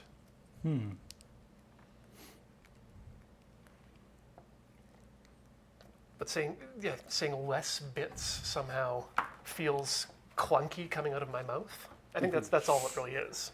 Yeah, yeah. And I mean, there's that weird aspect of, I mean, it's not just an English thing, of any language, where, you know, the things about, like, what order to put in adjectives in and all that weird stuff. Right. That weird rules that are never actually taught, but you just kind of, like, Assimilate them. you just kind of pick them up, and, you know, a native speaker or somebody who is very fluent in the language will just be like, that sounds wrong. Yeah. But I can't tell you the rule as to why it sounds wrong. I just Yeah, like know the thing that goes around online every once in a while of, like, there is an implicit order to, adjectives in Yep. English. It's something that's like what, size versus Yeah. color Size, versus... color, temperature, they're all in there. Yeah, but there was 100% never, at least never taught to me. I don't know if they teach it now. I but don't know if you could teach. I don't know where it's written down authoritatively to be able to say, this is the way it is. Which I had- must really suck for people who are learning English. I mean, I'm assuming other languages have similar weirdnesses. Not to alarm anyone, but like, I distinctly remember several grades in a row where the teacher just asked us if we already had learned grammar, and we said yes, and so they just skipped that portion of my English class. Wow. The biggest brain play. Do you guys know this? Because Yeah. I don't. I can't evaluate you on it, so I'm going to ask you if you know. So, students, have you learned calculus yet? Great. I don't need to teach you that then. Hey kids, have you done your course on ethics yet? Yes. You wouldn't be lying to me, right? No, we couldn't lie to you. We've done a course on ethics. Yeah. Every year I do have to take a information security course at my workplace. Do they still? I mean, is it one of those places where they make you change your password every 90 days? Oh yes, absolutely. And now also have two-factor through Microsoft Authenticator, which is one of the worst authentication systems I have had to work with. Because it requires the use of a third-party app, specifically a Microsoft app that sits on your computer or on your phone. And then when you log into whatever your email or what have you, you enter your password, you enter your username, and then it throws up a number in front of you that you then have to enter into the Authenticator application on your phone. That seems very sensible. It's annoying because I used to be able to just copy the two-factor authentication code out of my password manager and paste it in a single keystroke. Now it requires picking up a separate device, looking at the device, waiting for the device to recognize me, and then going through the rest of it.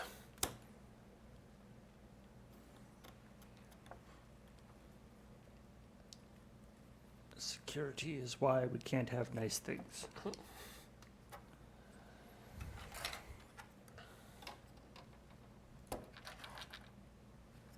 Yeah, like I feel a lot of InfoSec is trying to find the balance between usability and effectiveness. Well, Because yeah. if people are hunting for ways to bypass it and not have to use it, then becomes, ineffective. That is exactly the biggest problem with it. The problem usually is, though, that the people who are selecting these methods are often the people who use them the least. Right. Yeah.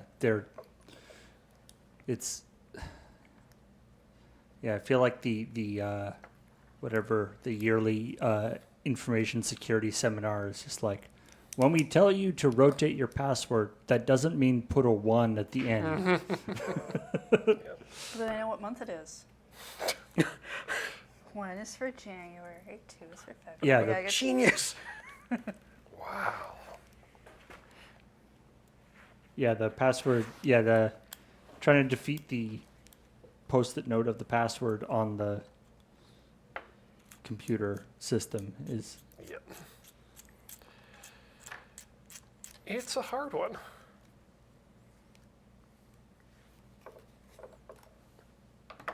Which is why you should just never use computers at all.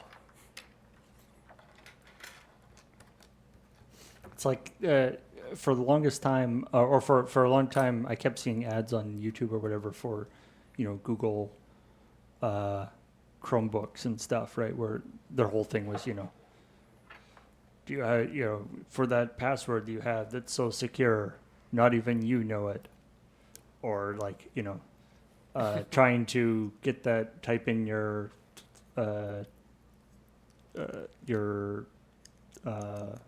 credit card number to get those tickets, and then it takes too long and they're all sold out. It's and Chrome can remember all that stuff for you, right? Which is sort of, obviously they downplay the aspect of you have to tell Google, you have to store all that stuff in Google's system in order for that to work. Yeah. It's got to be somewhere. Okay, wait. What if I just had some kind of dongle that I carried around with me? Perhaps made out of metal, so it's sturdy, and I could keep it on a ring. Reusable and duplicatable if Yeah, need be. and then you just have a mated device on your electronics that you would insert it into. That Fascinating. sounds like a giant pain in my ass, actually. Well, you could probably put it there. Wow.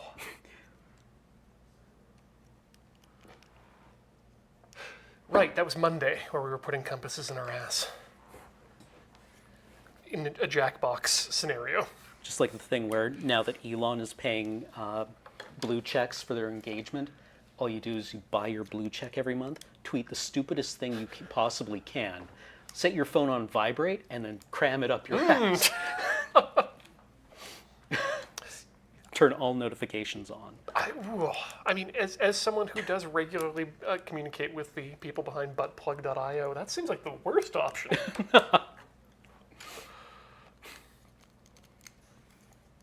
There. Hey, it's a head. Oh, wow, those eyes actually look really good, to be Yeah, honest. I know. Oh, I wow. don't really know why I need to bother with the decals. Oh, probably because if you want to paint it, then you'll be painting, you'd either have to mask those out or... Yeah, okay. Yeah, makes sense. Oh, nice. That's really good. If she was the blue one, because it's it's the Miku's the one that has the thing with these are the legs, the hair. Yes. Yeah, she looked. Luca has the tentacles. She's like the God, She's like an ATST. or the Muppets. Oh right, the yeah, Koofangians. Ah, yes. yeah. She just walks along on her hair. Which by the way, Taku Luca is one of the best things ever. Saw a recent picture that was incredibly incorrect in terms of depicting Miku's skeleton. That didn't include the hair bones at all. Maybe if I do. No, I don't. Well, maybe. It takes some fiddling. Well, I don't think she's going to stand on her own, unfortunately. So I'll have to give her legs at some point. Disgusting. She's got 3 faces and 5 sets of hands, Cameron. Be not afraid. Yeah. Biblically accurate. Miku. Yeah, biblically accurate Miku.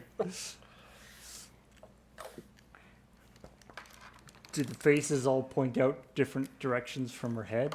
The Like many faces? I mean, Yeah, does she have one one face of a lion and one of a goat and one of a...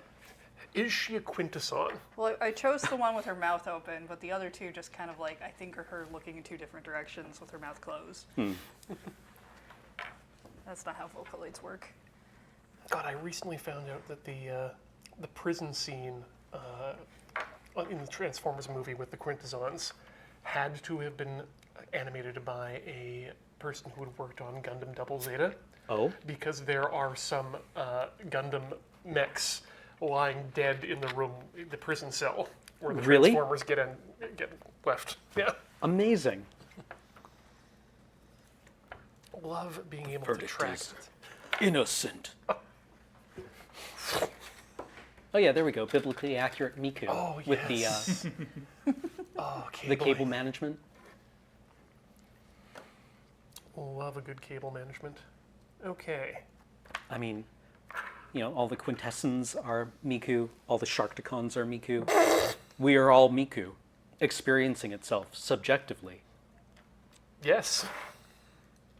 That's my understanding of the Miku fandom. See, the reason that all Mikus are the same is that it's just one Miku, traveling at the speed of light. Ah.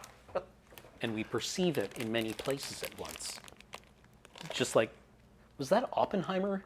Who was like, it's all the same electron. I need to see that film. No, Oh, it's not in the film? I don't think it's in the film. There was just a famous conversation where two physicists, like one got a call from the other one at like 3 a.m. on a Tuesday, and he was like, I figured out why all electrons have the same charge and the same properties. It's the same electron. And he's like, I'm reporting you to the House on Un-American activities. Right? Like, Could make sense, but... oh, it was John Wheeler to Richard Feynman. Okay. Ah. I mean, no, you know what? I've had that night I've had that night with too many edibles myself.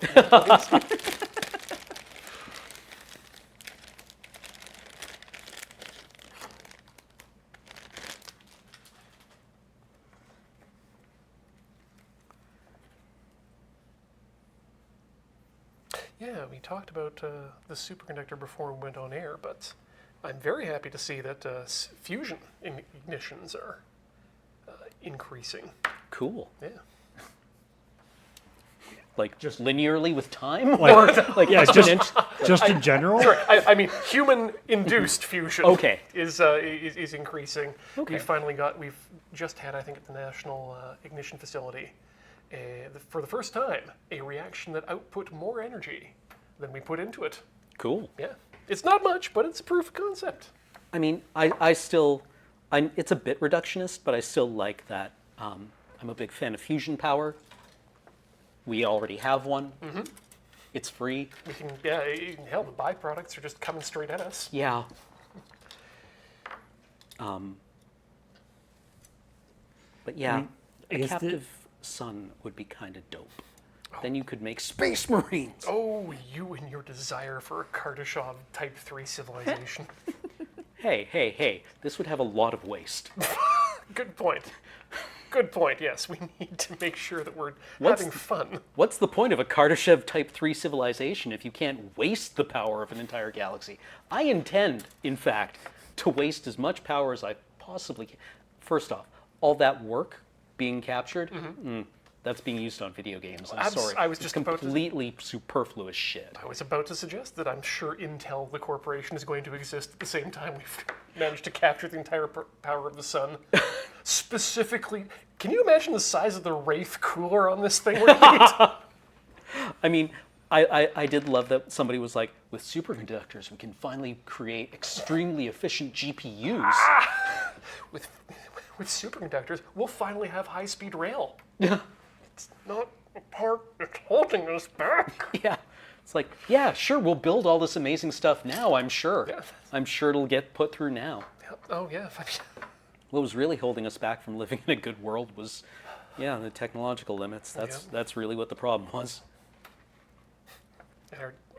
Actually, LK99 is a functioning room temperature superconductor. It was just bought by Intel. Oh, yeah. It's now like Who's that guy who made the Vanta Black? Oh, Anish Kapoor? Yeah, Yeah. there we go. Yeah, Baba Anish Kapoor. Yeah. LK99 was bought out by Big Copper. What's his name? Come back from the dead. Oh God. The Sumerian copper merchant Oh, haunts Ian us Asur, still. Yeah. Yeah. I thought you were gonna And bring. Nasir, yeah. Thought you were bringing up the our good friends over at what's the name of that? Billet Labs. No, and Nasir, just like Elon Musk pulls off a mask, and he's got like one of those Babylonian-style God, braided beards. Yes. Guess Where were you who's keeping back? that? It is I, the man who sucks the most. You already were. Yes, but I was able to keep it up for 2,000 I years. sucked so much, I unlocked the secret of immortality. Is it child blood? No. Gamer tears.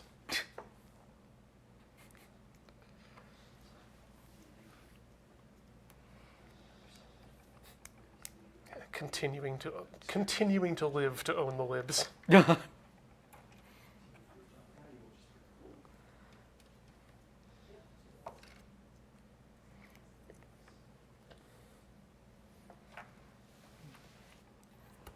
that's pretty cool, Emily.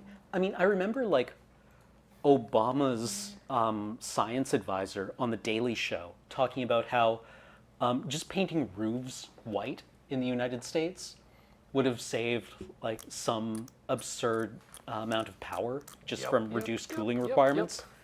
It's just a thing that we could do. We could just do this tomorrow. If we could just change the building code, we could. But yeah, I was reading about that the hyper whites.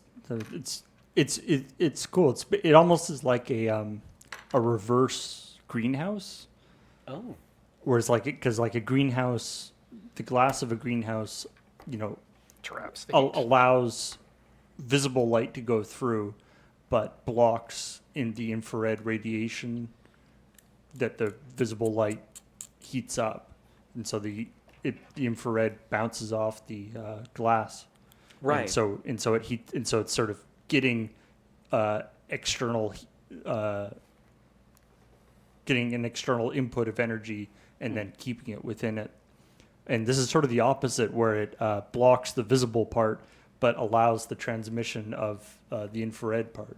So basically, it ends up with a net negative, so it actually cools off inside. It's pretty cool. I'm a big fan of the traditional designs that seem to be co-developed amongst cultures that grew up in high heat areas. Of just painting buildings white? Well, not just painting buildings white, but also having a long central hallway that is usually like a couple stories tall, that keeps the air flowing from the rooms out through this large area.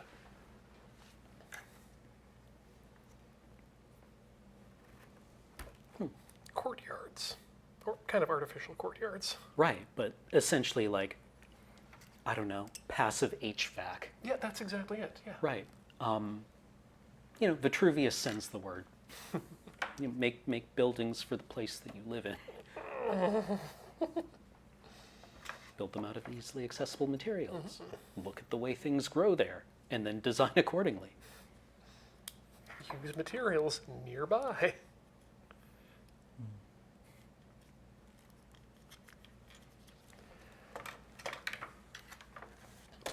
Yeah, you run into all those problems with the using building codes for one place in another place. Well, that's the problem with globalization. An international building code is counterproductive. Hey, Ian. Yeah. Do you know if this is asking me to like shave or something? No. All that's doing is telling you that one side of the piece is going to have an indent on it. It's very small. Yeah, because I can't see it. You see an indent anywhere on there?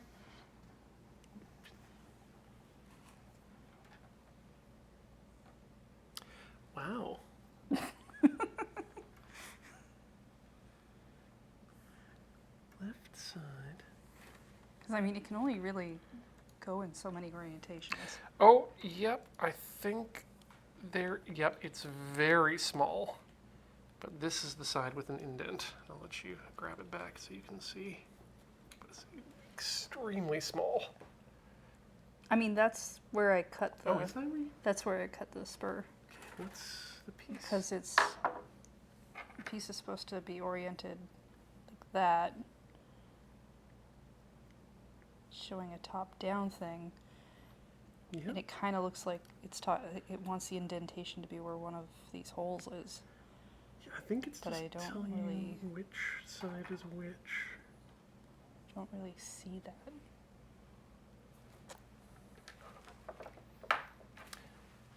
I already pulled up the translator once today. Let's do it again.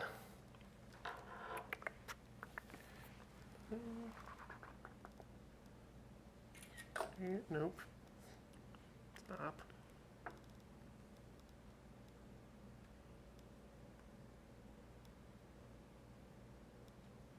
Come on.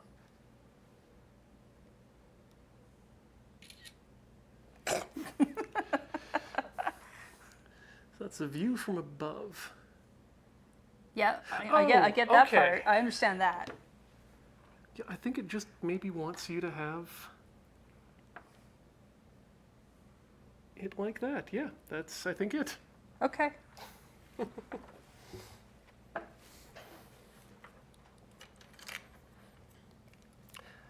Thankfully, they're generally only meant to go together one way, so if it doesn't feel right, then it probably isn't.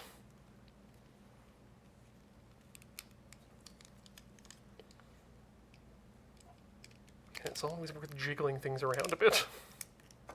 Hey! Now I need things from the E runner. So those are like his upper legs? I think so. That seems to be what we're working towards here. Man, with all the articulation and everything in this, in that model, you know, each little piece is made up of so many extra little other pieces.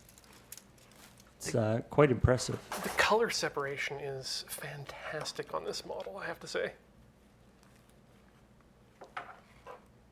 I guess it's intended to look pretty good even without painting. And I think the goal of most of the model makers these days is to give you a good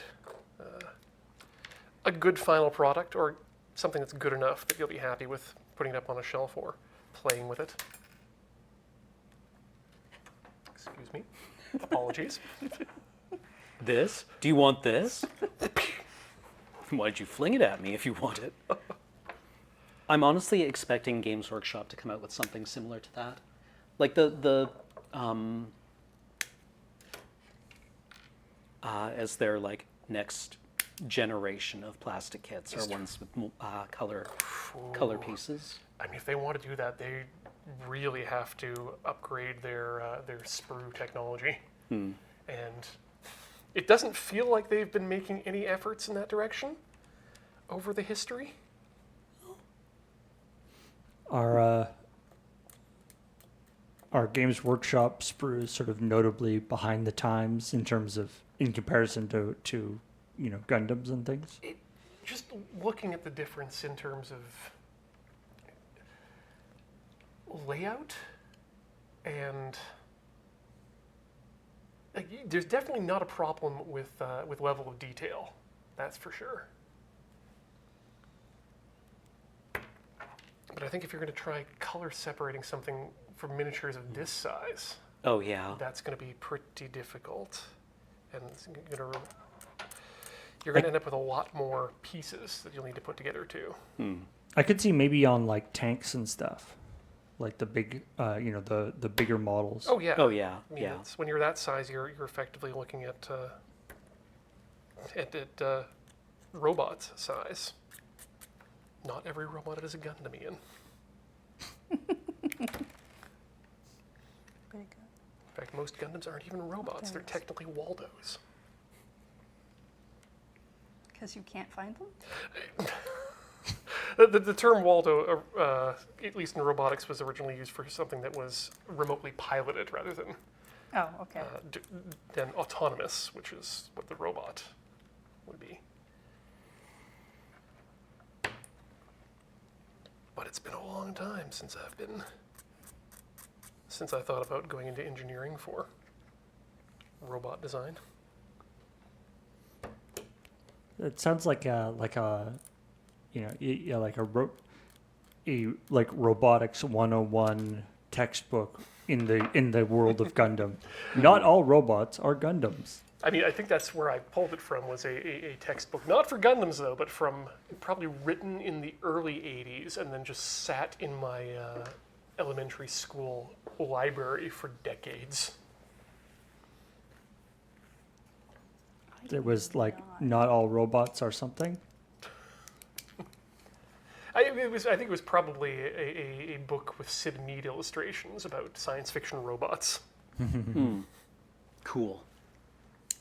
Always. What you got going on, Heather? I can't get this piece to fit in either of the things it's supposed to fit into. Huh.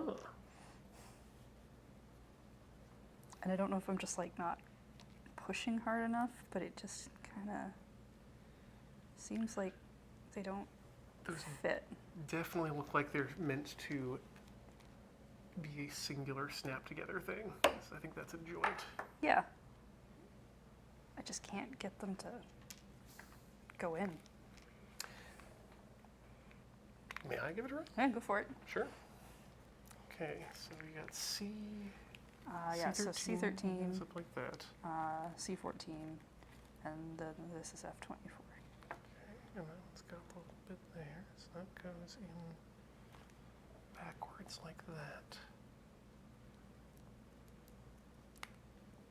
Yep. They go together. I mean, I don't doubt that. I just can't seem to push anything into it. They're so Alignment, I find, small really and matters with fiddly. those.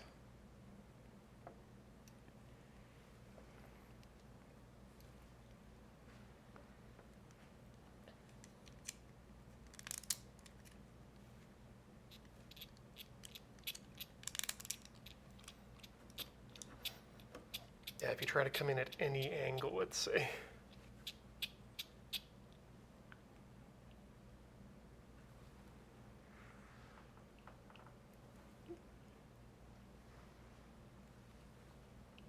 Just don't-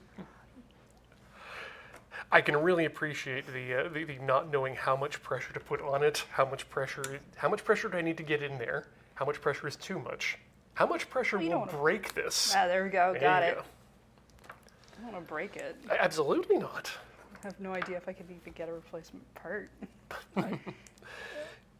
Probably, but not too easily. But You can always get a replacement part. It just costs a second kit. yep. Yeah, but then you get a bunch of extra parts you can kit bash with. Yeah, yeah. That's true. Super cool. But yeah, knowing how much force to use is absolutely one of those things you kind of just have to learn by doing it, because otherwise you just never know. Cameron, are you drilling out the barrels here? Well, I've drilled out all the barrels on these guns, but what I'm doing is the backpacks for the Space Marine incursors, as opposed to the infiltrators. The infiltrators have aerials on their backpacks. The incursors have like a camera, and I want the camera to be looking in the same direction as the Marine is looking. However, they are not molded on in a way that lets you do that, so I am cutting them off and then drilling to put a pin in so that I can alter their position and still have the bond be strong. Ooh, fancy. Yeah, because you can just like cut them off and then rearrange them, but that just introduces a weak point.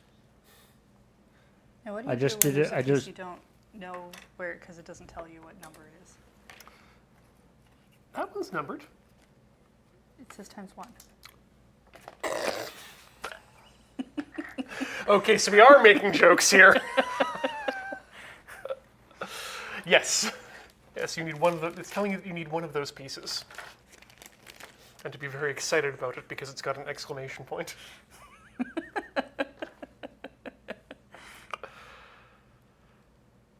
I just did a quick Google search because I wanted to double check that whether incursor is actually a word or not. It is not. Oh, It is only used in the context of Warhammer 40k. good job. How do you incurse? Look, Paul, if we're not making up stupid ass words for Warhammer, I don't even know why we're here. Oh yeah, I do love the like Warhammer Latin. Latin as understood by people who have been exposed to private school, or I guess in England it's public school Right. kids, but not themselves gone to public school. Yeah, don't go asking for their A-lists.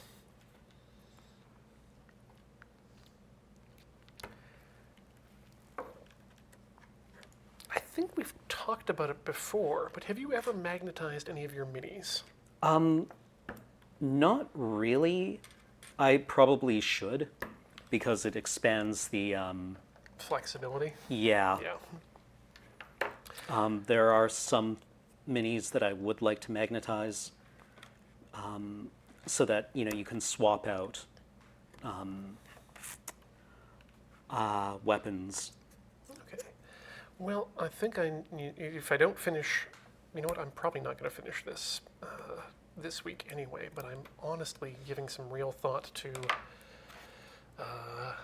that boxed team we were talking about just before the stream. Yeah. And that would be a fantastic time, I think, to try out some magnetization, at least on my end. So Yeah, you can get quite small neodymium magnets. I have purchased a small kit from the Washington Delivery Company for a different project, but they turned out to be way too weak for what I wanted to use them for in general.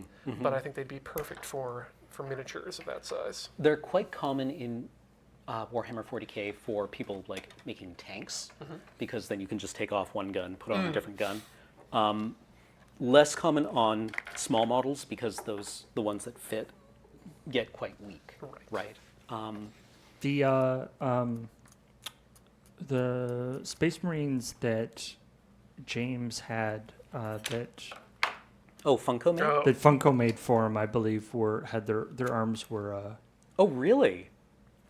Wow, Funko went all out. Oh yeah, those are super nice. And I know also Erica actually, she had a really cool. They weren't not their arms, but they had a great idea, which was she put magnets in the base, and then so she could carry them on just in a box with like a metal plate on the bottom. Yeah. And then they would all just stay still and be protected so they wouldn't knock into each other, which is a great idea. Yeah, definitely. Wow. I was waiting for that to end with so she could sit them on her shoulder, because you can get little toys that have like magnets for kind of a shoulder kind of thing. That's amazing too.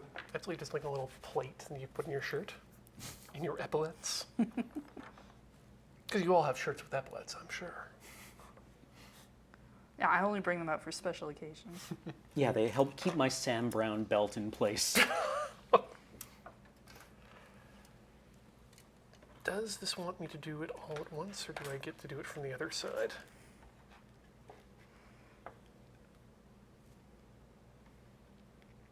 I do it from the other side. Okay, good. I've just gone through, I think, 3 pages of do this step twice. And now I'm coming into a step where that's not the case, but technically could be.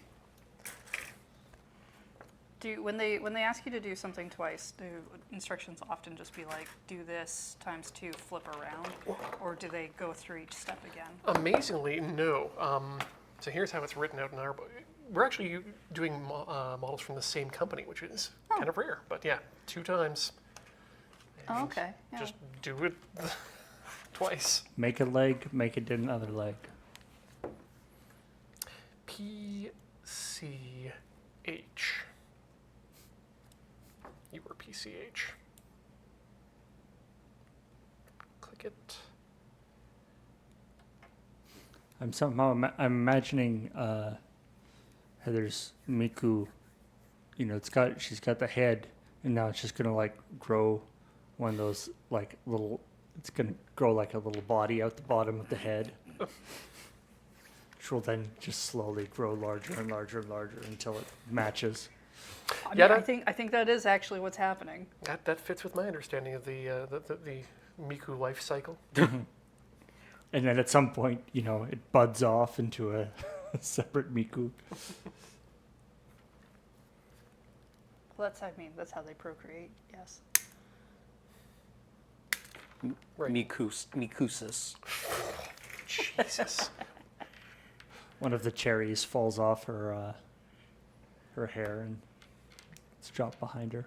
I mean, I did watch an anime several years ago about how everybody is born with cat ears, and then when they lose their innocence, the cat ears fall off.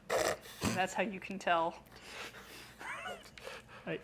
By innocence in the show, I think they meant kissing, but that's not really what they meant. Yeah, my cat ears got torn off when I lost my innocence. Just shot of just somebody like, you know, just a shot from behind of somebody, you know, browsing the internet, and then just ears fall off. You have to like tape them back on, otherwise your mom's gonna know.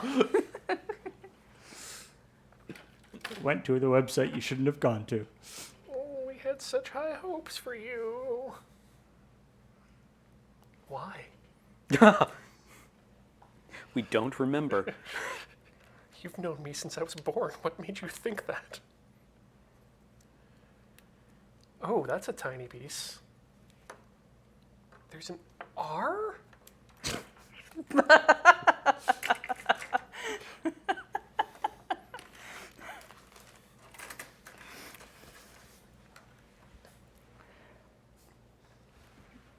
Oh, there is an R. Yes, it's the Stupid alphabet. it's the danger sprue. Cyrillic speakers have entered the chat. Oh.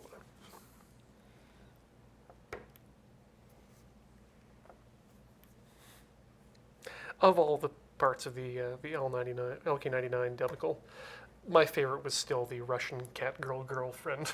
Oh, yeah, claiming to have made it in Yeah. her oven. I'm not a cat girl. My girlfriend is a cat girl. You're just all very bad at making this. Sure.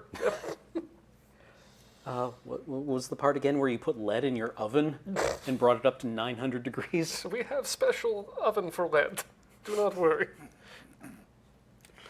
The great thing about having a special oven for lead is that it turns everything in your house into a special anything for lead. God. Do not heat up lead in your home.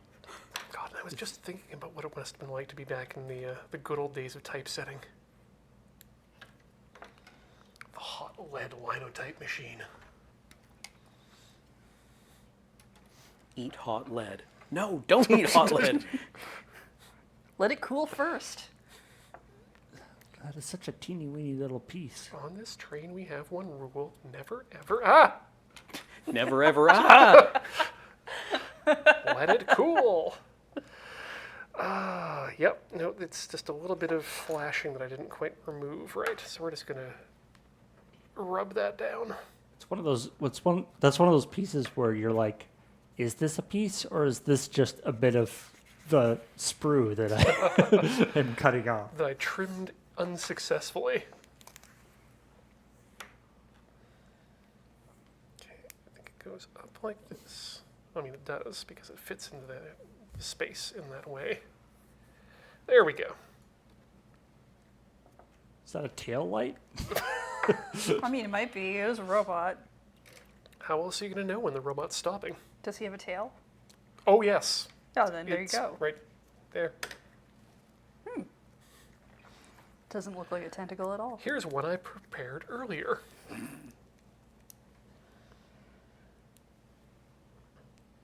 right, that looks right-ish.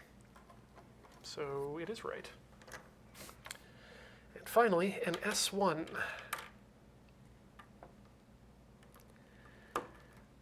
then It's the way that they sometimes sort of decide to do like letter number, and then sometimes not. why do we have a PC and PC1? Well, I mean, Like if we're content to do letter number, why don't we just do that, and then you wouldn't have to reuse the letters or you start going into katakana. But I'm sure it makes sense to somebody. whomever had to actually write up this this manual. I mean, there are definitely manuals that I feel like are written by people who are out for revenge.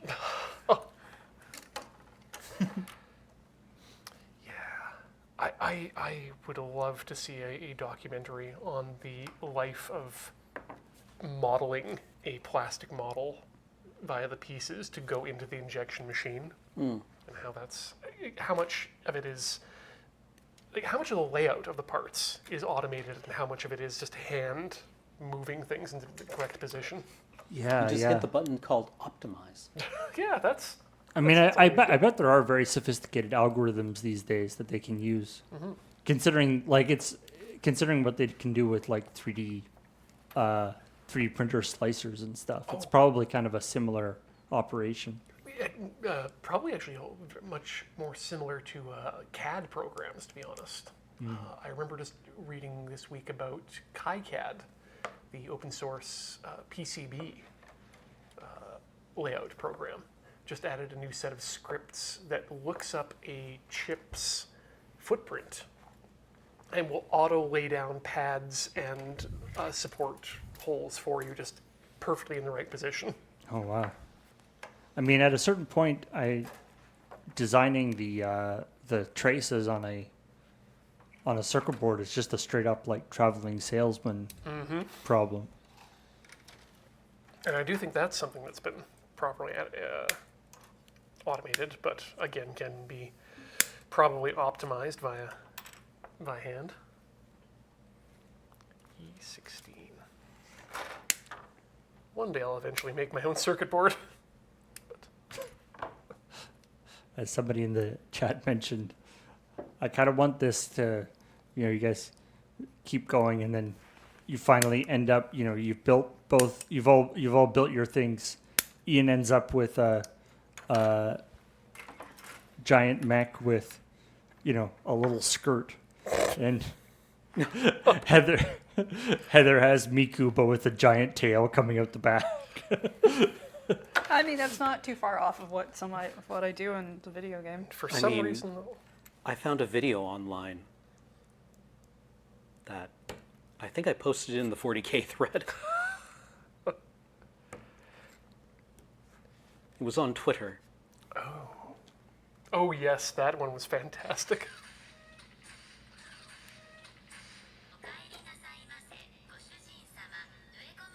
Ah, yes. I mean, Sorry, for the benefit of chat, it's somebody photoshopped an Imperial Knight from Warhammer 40K into a maid outfit, and the text is just crash, crash, crash, crash. Okarina saimase, Goshunjin-sama. Welcome to the Night Cafe. Impossibly loud war horn blast. are you sure it's a Photoshop? Because I know that doing up Gunpla in frilly Yeah, maid-like things is a thing. is a subgenre. I mean, I've Hilarious. definitely seen. Some people have made some wonderful 40K armies in like desert bus colors or desert bus setups and loading ready run colors, and I'm sure people have made them in maid outfits or Hatsune Miku Space Marines. I mean, if you want a challenge, you can always just take some of those excess sprues and heat, bend, and carve them into some twin tails for your dudes. True. Yeah. Robin Williams actually Played Warhammer. he played Eldar. He famously had a set of bright pink Eldar that he played with.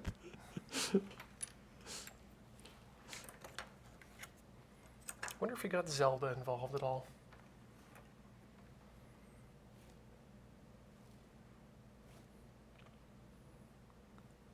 For the last time, the character is called Link.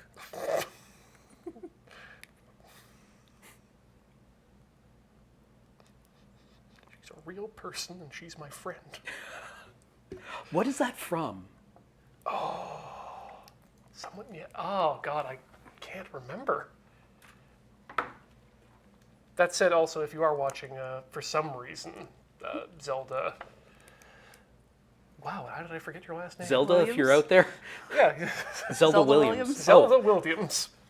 You want to be on the show? Hey, come on by. Play Warhammer with us. Yeah. I hear your dad probably left you 6 set of Pink Eldar. And a lifetime of memories. In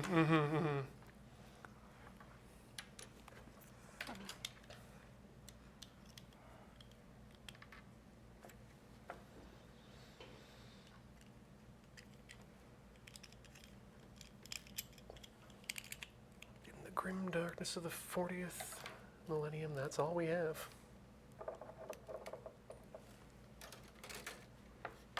You go in here. Yes, great. Oh, I didn't realize that was a question. No, that feeling when you kind of just push a model piece up against another one and it immediately sinks into the holes it's supposed to. Yeah, feels good. This peg was meant for me.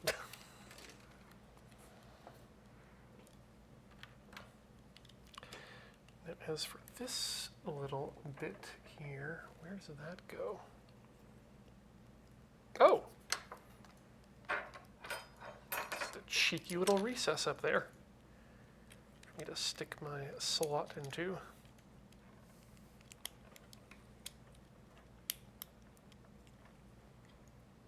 Ah, yes. Not exactly the perfect fit, but that's okay, because it will hold together.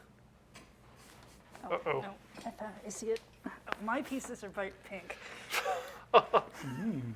Yeah, you have some incredibly small little pieces in there. Yep. But I can find them on the floor. Hey, I found every piece I've dropped on tonight.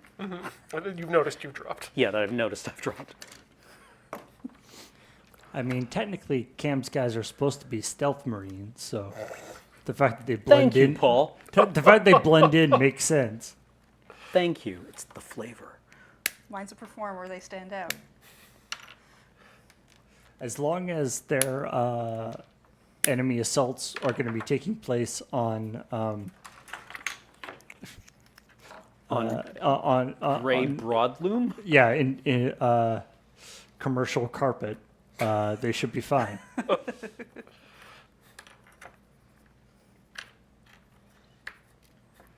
How hostile is your hostile takeover that you've sent in Space Marines? I mean, at least they're honest about it.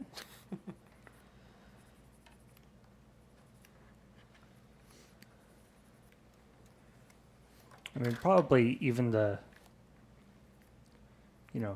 even the bureaucrats and tax collectors and stuff in the Imperium are probably have ridiculously huge weapons and things. I think they just leave that to the Arbites. The Adeptus Arbites, who are like based on Judge Dredd. Of course. They only enforce base.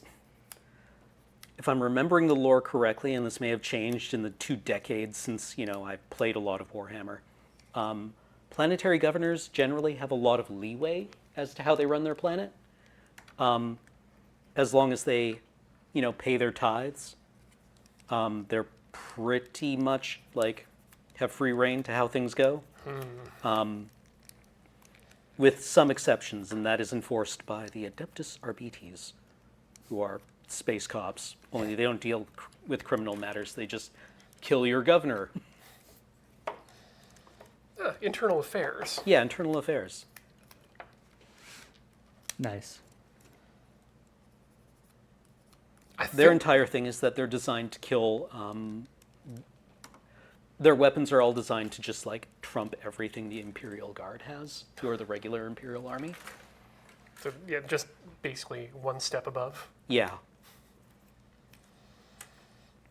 That can't feel very good for people in the regular army. Yeah, it's like, wait, can we just mass produce stuff that's better than mine? Oh, absolutely. Yep. Can I have some? No. No. No. That's not for you.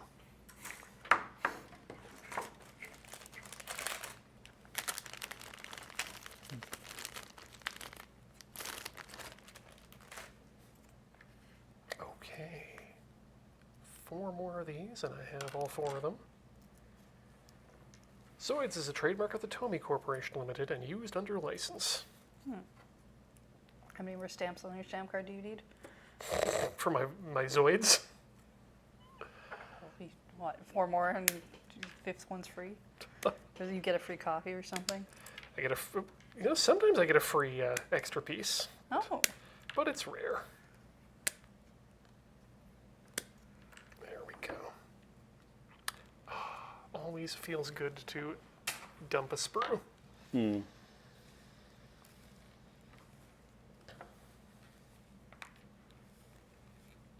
I think this is just a cap cover.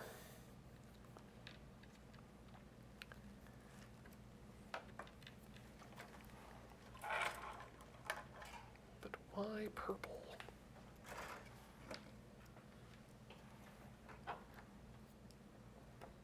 like the letter Y, or are you actually asking why it's purple? Oh, well, I mean, it technically actually was why, but I was asking the question. Why are these purple? Oh, those are just like going on the different like rivets on the... Yeah, just basically cap covers. You know, after the first like week in operation, those are the first things that are going to get lost. Oh god, they're like the hubcaps. Yeah, or like the caps on like the valves on your on like a bike tire. Yep. Like, where are the caps? Oh, damn it! Somebody just steals them. Yeah. Like, I'm honestly surprised you don't see them at the front counter of every service station. And by service station, I mean gas station, because that's what we used to call gas stations.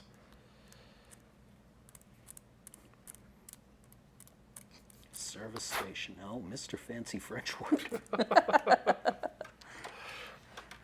And by we, honestly, I think I actually just mean people from the 70s.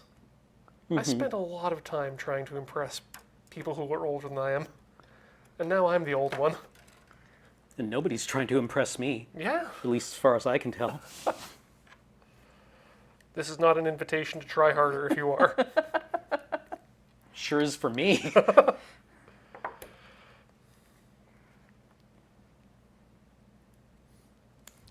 I do definitely like the idea of a big Zoid or a Gundam, you know, being parked while the pilot like goes to the corner store to get something, and then people just, you know, it getting like, you know, Stripped for parts. yeah, somebody just, or not even stripped for parts, just like somebody takes like a couple of like panels off its legs. You leave it for 30 seconds, and then you turn away, and it's just a core fighter sitting up on cinder blocks. I mean, apparently, in Ukraine, that was kind of a thing during the battle for Bakhmut, because there's another city like 20 kilometers down the highway from it, and you would see like somebody, like a tank driving down the street in that city. The crew jump out, run into like a McDonald's, get back into the thing, and then like Just keep going. go down to the war. I mean, at least they understand that pickup is a lot quicker than going through the drive-thru. Yeah, yeah. Good for you, boys. Either that, or I need to load up on Grimace shakes for some of the shells they'll send in. Although I think that might qualify under chemical warfare. We'll have to consult the Hamburglar. Yeah, sure. I mean, you gotta consult the criminal to figure it out. it's it's the same thing as the cybersecurity industry. You trust your white hats. The Hamburglar wears a black hat. Well, he does, but he's proven himself trustworthy enough to the McDonald Land associations to. Hamburglar is actually just doing pen tests. Rabble. He's on like one of those like work release programs. Yeah. Oh God. Who has to be the parole officer for the Hamburglar? We must set a Hamburglar to catch the Hamburglar. So maybe the McFries. Have you been abiding by the terms of your parole? Rabble. I'm gonna have to ask you to give me a yes or no answer, sir.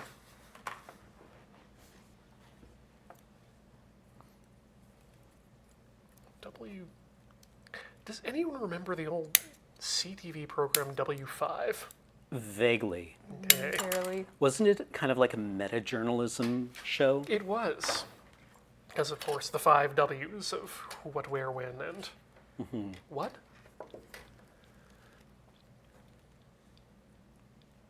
I just think about that every time I have to cut out a W5 part.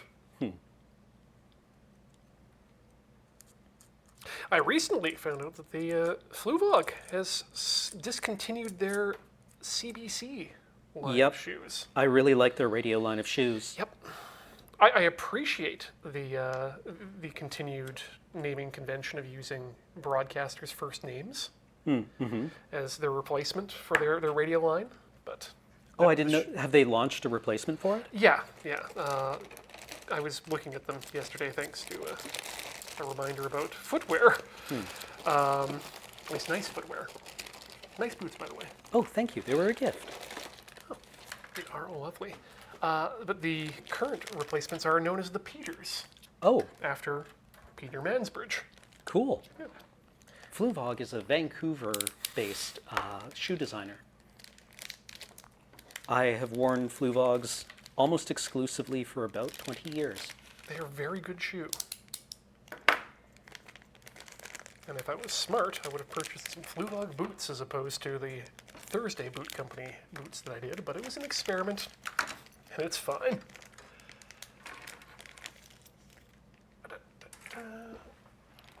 Z.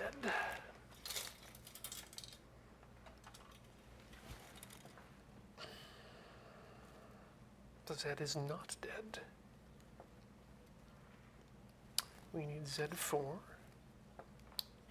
Z5. Wait, what? No, X. There's a lot going on in this step. W2, X5, Z4, U5.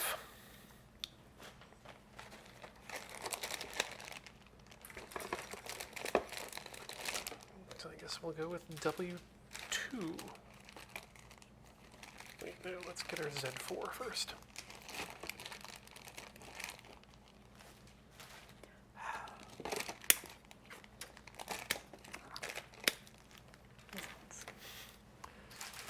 I'm impressed with how many tiny things you get in bags in this particular kit. I handed the wrong pieces. Oh no. It's fine. They weren't labeled anyway.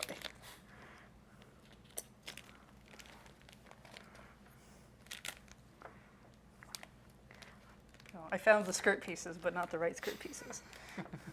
This is why some modelers like to get little tackle box things to put their pieces in as they go along. Oh, I could get that. I could understand that.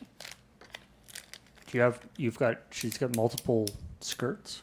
Is that She's got a lot of skirt pieces. Yeah. They're ruffled. It's got to go all the way around. fancy? Skirt.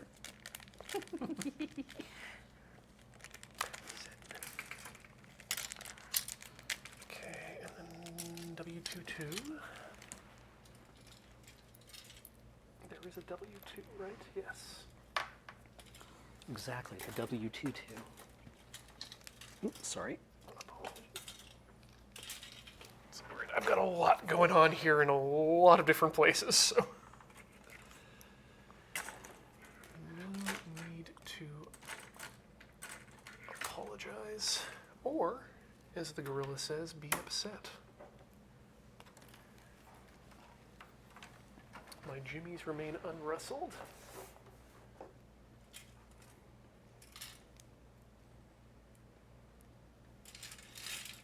I mean, I do think this means I get to, like, fluff out the skirt as much as I want. I, Because it just has little pieces on hinges, it's essentially. got so much articulation. Ooh. I feel like that could be an advertise, like, you know, where they talk about action figures with like points of articulation. Like, how many points of skirt articulation are there on this? Like, maybe 6? All the ball jointed doll people suddenly just like push their glasses up through their brain. Sorry, that's impossible.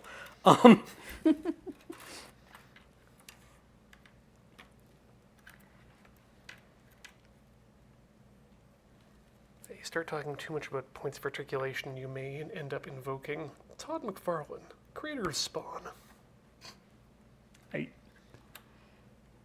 I mean, He did have- say what you will about his comic books, but the man can definitely put out an action figure. He absolutely did get the right people for that company. A Todd McFarlane Hatsune Miku would be straight up amazing, I bet. I mean, his partnership with Clive Barker was pretty cool.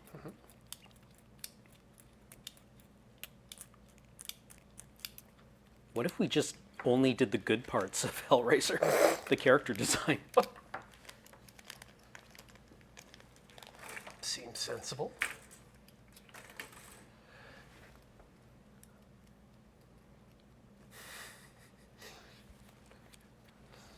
All right, that was me spending a good 3 minutes trying to find a sprue that I'd already extracted the part from. Cool. Yeah. That's when you just be like, good job, past Ian. Working- You were clearly thinking ahead. Oh yeah, just working at peak efficiency right here.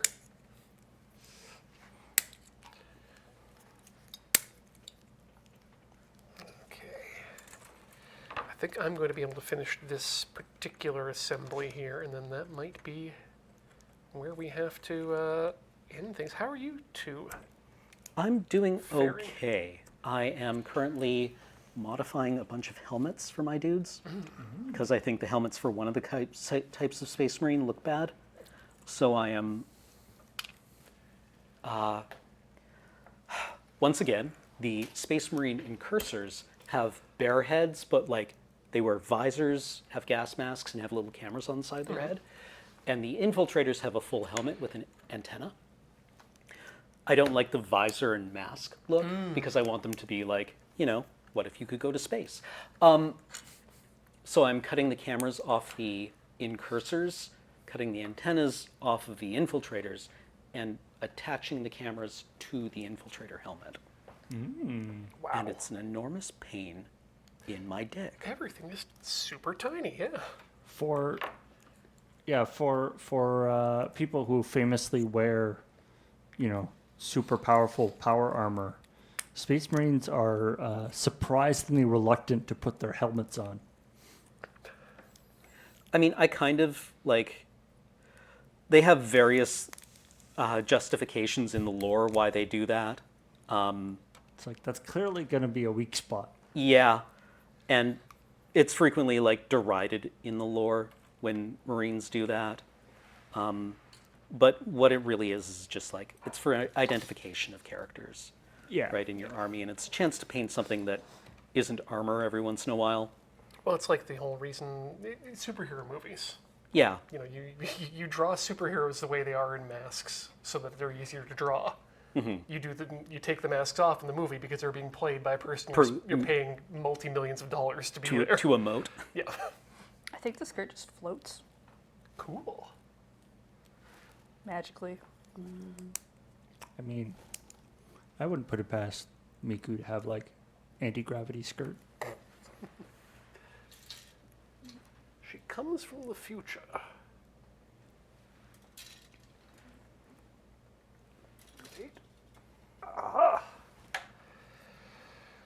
Z3. Good. And we need a W12.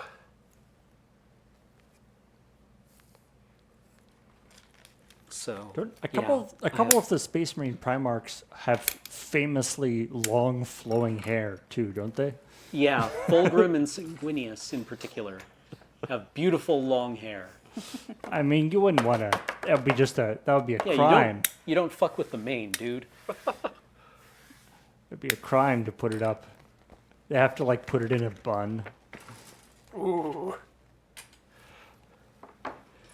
Nobody wants to see that. So that's the helmet that he had before, but you are taking the antenna off and putting the camera on. Yes. Nice. Yeah, I like it. Yeah, exactly. And then like Fulgrim forgets to put his helmet on correctly, and his hair just gets caught in the fusion turbine and pulls all his skin off. I think that was like one of the saw traps. Yeah, exactly. He just like gets a lethal facelift. I Problem like is that happens once and suddenly thinks, that looks cool. We should all do that. I like this guy's basically like he's like a snowboarder with like a GoPro Yeah. action cam. Yeah, who's watching the footage that this guy's broadcasting? I don't know. I think probably the people with the antennas.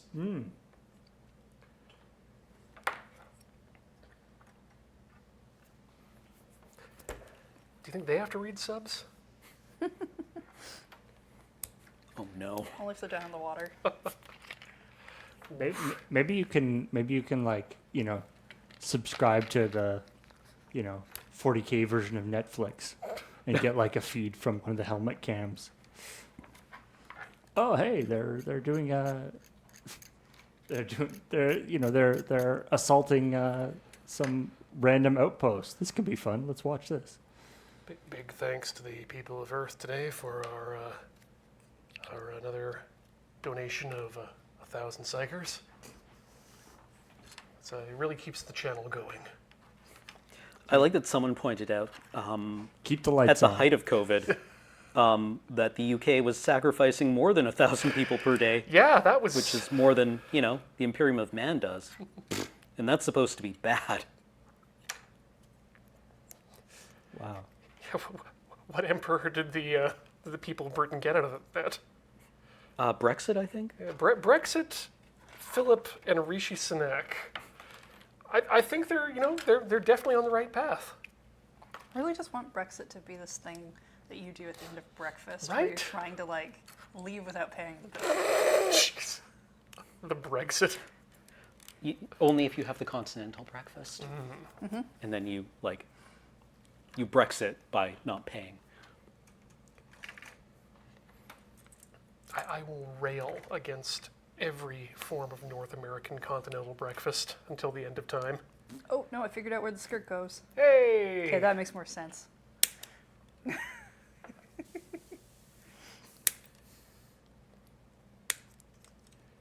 Just half of it, Oh, nice. the back half. It looks really good. I'm excited to see the rest of that thing come together. But yeah, I can flip parts of it more if The- I want to. The articulated skirt is super cool. Really impressed. I mean, like in if it was like a suit of armor made out of steel, that's how like the articulation would be, like a series of panels like around the waist so that you can move. Okay. It's hard to tell where some of the arrows are pointing. Gesundheit. Thank you. So, like, I think it goes in this giant hole. So it just floats there because this hole doesn't do anything. Yup. That's possible. It might connect to something else that keeps it in place. In future, maybe. Maybe, who knows? I don't.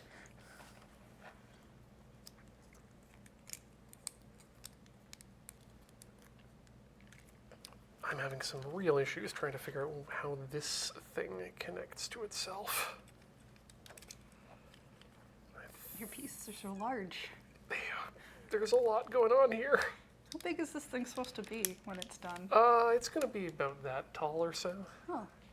Yeah, given this is its leg, I think, yeah. Okay.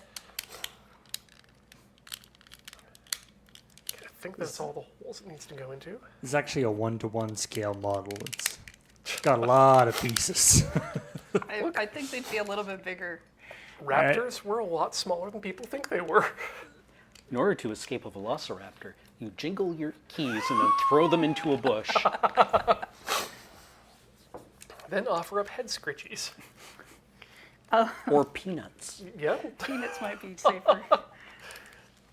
peanuts or small rodents that you keep in your pocket. As they've never seen a rodent before, Good point. they simply eat one and die of the flu. I don't know. Whatever blood-based disease might be most popular at the time. Well, that's sure is a knee and thigh and... Yeah, it's got the backwards knee and everything. Look at that. Nice. Gonna have to find out how that connects at some point to this bit, and I'm not sure how. But that's something for future Ian and future viewers to discover, because we've reached the end of the program.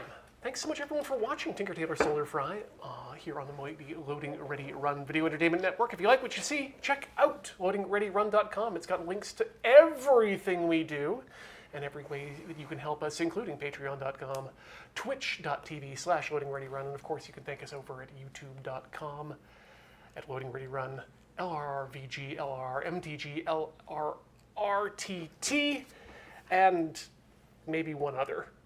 But you can find it at loadingreadyrun.com. Thank you so much, everyone, once again for watching, and as we say every time, ever forward, learning out of spite. Good night. Bye.